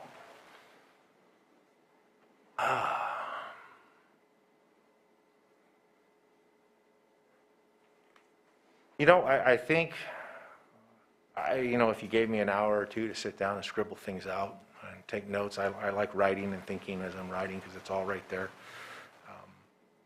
But I think one of the biggest struggles is getting the community trust. Honestly, the position of sheriff is an elected position, and I think that some of the community may look at it as, you know, a placeholder, an invalid sheriff, because I'm appointed by the Board of Supervisors, 5 people. Though representative of the people, it's still 5, versus being elected to the position, which is the entire or the majority of the community saying, yes, we want, you know, Lucas Bingham to be the sheriff of Lake County. I think there's some legitimacy there that may be an issue to overcome. I think that can be overcome, though, through, again, my leadership style, my willingness to get out and talk to people. I do that now. I truly enjoy it. Between all the events we do, I do all of the community outreach for the sheriff's office. It's usually me and PIO Lauren Berlin, the Dickens Fair, National Night Out, the parades. We go out and we do these things and interact with the community. And I think by just continuing to do that, I can overcome that. And I think another challenge would be filling Sheriff Martin's shoes. You guys all know he's out there. He does a great job. He has a lot of respect for the community. He has a lot of respect from me. I learned a lot from him. But I think that is also going to be a challenge. I think there would be a lot of, well, that's not what Brian would do, or it's not how Brian did it. And so I think that's, you know, that would be a bit of a challenge too.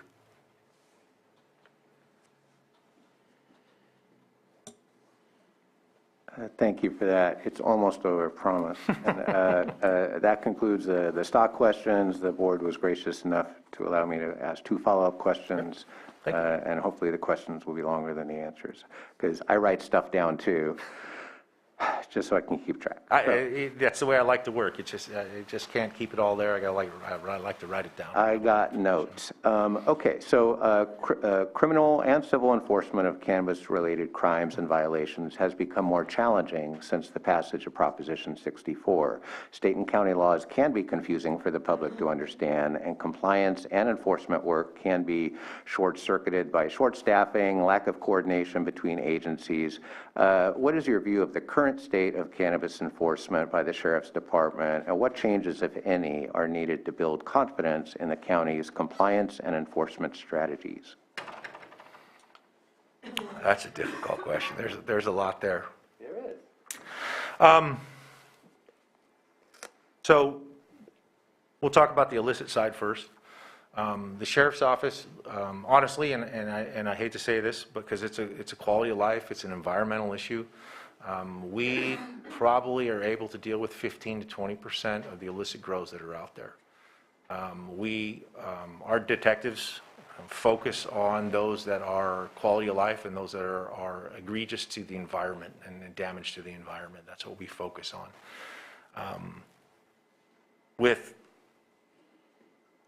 Currently, we're doing a fairly good job with that. If we could expand our program, but again, you know, staffing, recruitment, so on and so forth, it's difficult to do. We could have a greater impact on that illicit growing. And I think having that impact on the illicit growing assists the licensed legal growing, because that illicit growing optically is giving a bad picture to the legalized side of it, the legal regulated side of it, and it's also cutting the market for that industry. So by targeting that illicit market and reducing that the best we can, we're also helping that legal side, that regulated side, which we should be doing. The analogy I like to use when people ask me my stance, and when a lot of people hear that I spent 8.5 years in narcotics and 3 years with the DEA, they automatically assume that I have this aversion to marijuana. I don't. I really don't. I use the analogy of alcohol prohibition. Alcohol was prohibited for a time during the 20s and 30s, and then it was not. And now it's a legal market, and it's treated as a legal market. It's regulated, it's enforced, and there we go. I think that's the same thing for marijuana. It's a legal market, and that's where it's at, and it should have all of the rights and responsibilities and regulations of any other legal industry in the state of California. Where it kind of comes to be a little bit of an issue is between the state and the feds. And for us, currently, we get DSEP money from the federal government to enforce marijuana in Lake County, which I think it's been talked about, and I truly believe that within the next probably 3 to 5 years, it's going to be deregulated federally. And when that happens, that's going to cause some issues for the county and the sheriff's office, because now we're going to struggle with funding and sources to enforce that illicit market, which again hurts the community, it hurts quality of life, and it also hurts the legal market, that regulated market. So that's difficult. I think one thing that we can do, I mean, this board has done a lot for that illicit market. You guys, the water truck ordinances and all of that, I think we're all good. But I think one thing that we maybe have missed at, and we can get better, is partnering with the licensed regulated market. We haven't done such a good job of that in my mind, and I think it would benefit both sides, because they would be able to come in and see what we're doing and what we're enforcing and how we're enforcing it, and ask those questions, because we're available to that. But then also they have the same goal as we do when it comes to the illicit market. I don't think that they want the illicit market any more than our community does or enforcement does. And they have the knowledge. They're in that environment, they're in that realm, they're dealing with that. They see the illicit market, they see those people that are involved in that, and bringing them to the table as a stakeholder and bringing them into that conversation, I think would assist us in enforcing that illicit market and hopefully doing the best we can to mitigate it. And then one last question. Recently, this board approved the Sheriff's Department's use of automated license plate readers to help track suspect vehicles as they move about the county. In my hometown of Fresno, gun discharges are detected with an automated shot spotter system. Facial recognition technology is widespread and growing rapidly, both on public and private-facing computer systems. For law enforcement, technology offers important new tools for detecting and solving crimes, but it also raises privacy concerns for individuals and societal concerns about erecting and funding a surveillance state of sorts. As sheriff, how would you balance the privacy concerns of county residents with the increasing use of technology to identify and track people and vehicles? I think as we've seen with the license plate reader system, the flock camera system that we have, it's been very beneficial to the county. We've solved a hit and run homicide off of that system. We've recovered a lot of stolen vehicles and stolen property off of that system. But I agree with you, there is that privacy right. I think one of the things that we've done within the sheriff's office, and I believe, if I am not mistaken, we don't retain that information for any extreme length of time. There are other agencies that I have seen that have retained those photographs of the license plates and the vehicles for a year or 2 years in their system, I believe. If I'm not mistaken, and I don't have it in front of me, so I'm very hesitant to give you the exact number, but I believe it's no more than 30 days, and that information is automatically purged from the system, so that we're not retaining that, and we're not in that surveillance state point where we're just collecting data upon data of our citizens. I agree with you. I don't think that's right. We shouldn't do that. If we have a reasonable need for it or probable cause because we're investigating a crime, or we know that in a certain area crime is being committed and we can resolve that crime by that technology, I would be for using that technology to target that specific crime. But to simply, as you said, the AI and all of that, to simply just put it up to watch everybody and monitor everybody, I would agree with you and a lot of the people that I don't think that's appropriate. I think it needs to be used sparingly, and I think it needs to be used with the community engagement and the community input into that as to when and how we use that information and how we deploy those systems. One of the systems that the Clear Lake Police Department has, and I like it, it's a trailer system with a camera. It's kind of a mobile flock system, and it's used very targeted. It's not just there monitoring people. It's when they have a crime or they have a search warrant or they have something like that, they'll go out there, they'll put it up, and they'll monitor it, and as soon as they're done, they take it down and they put it away. I think that's the appropriate use of that type of technology. I like technology. I think we should employ technology as much as we can, especially as it saves lives and increases the ability of the sheriff's office and our deputies. One of the programs that I'm working on right now is the, I just lost the word for it. UAVs, the small unmanned aerial vehicles. And again, that policies would be, and what we're looking at, what we'll be discussing is tailoring those very specifically, not just using them haphazardly and whenever. There's a lot of federal regulation with those, and there's a lot of information with those. But that technology is huge for like search and rescue. You know, we have somebody where we're searching for them, but we have a vast area. We can cover 3 times the space with that technology than we could with 10 people on the ground, on the foot searching, which could save somebody's life. So I think it's important technology, but I agree we need to balance that technology with the rights of the community and the wishes of the community as a whole. Thank you. Well, that concludes all of the questions for the interview, and what we will do is also just open it up for you to make any final comments or questions or anything of that nature, and then if anyone from the board has anything else to say, then it'd be a good opportunity to do so. Again, I would like to thank you for your time and the opportunity for allowing me to come here and talk about what I know. As I've said, I'm not going to sit here and tell you I know everything, and I understand that I don't know what I know today, but I'll know tomorrow, kind of thing. And luckily in law enforcement and a lot of things that we do, there's books, there's people, there's regulations, there's something that's going to tell you what you need to do and the right way to go. I think as far as decision making for the department as the sheriff, keeping in mind that we exist because of the community and we exist to serve the community is very important, and instilling that in the deputies as part of our principles, values, vision, and mission within the sheriff's office is very important. We don't police at them, we should be policing with them is very important. As I said, I'm very invested in the community, I'm invested in the sheriff's office. I want both to succeed and improve into the future.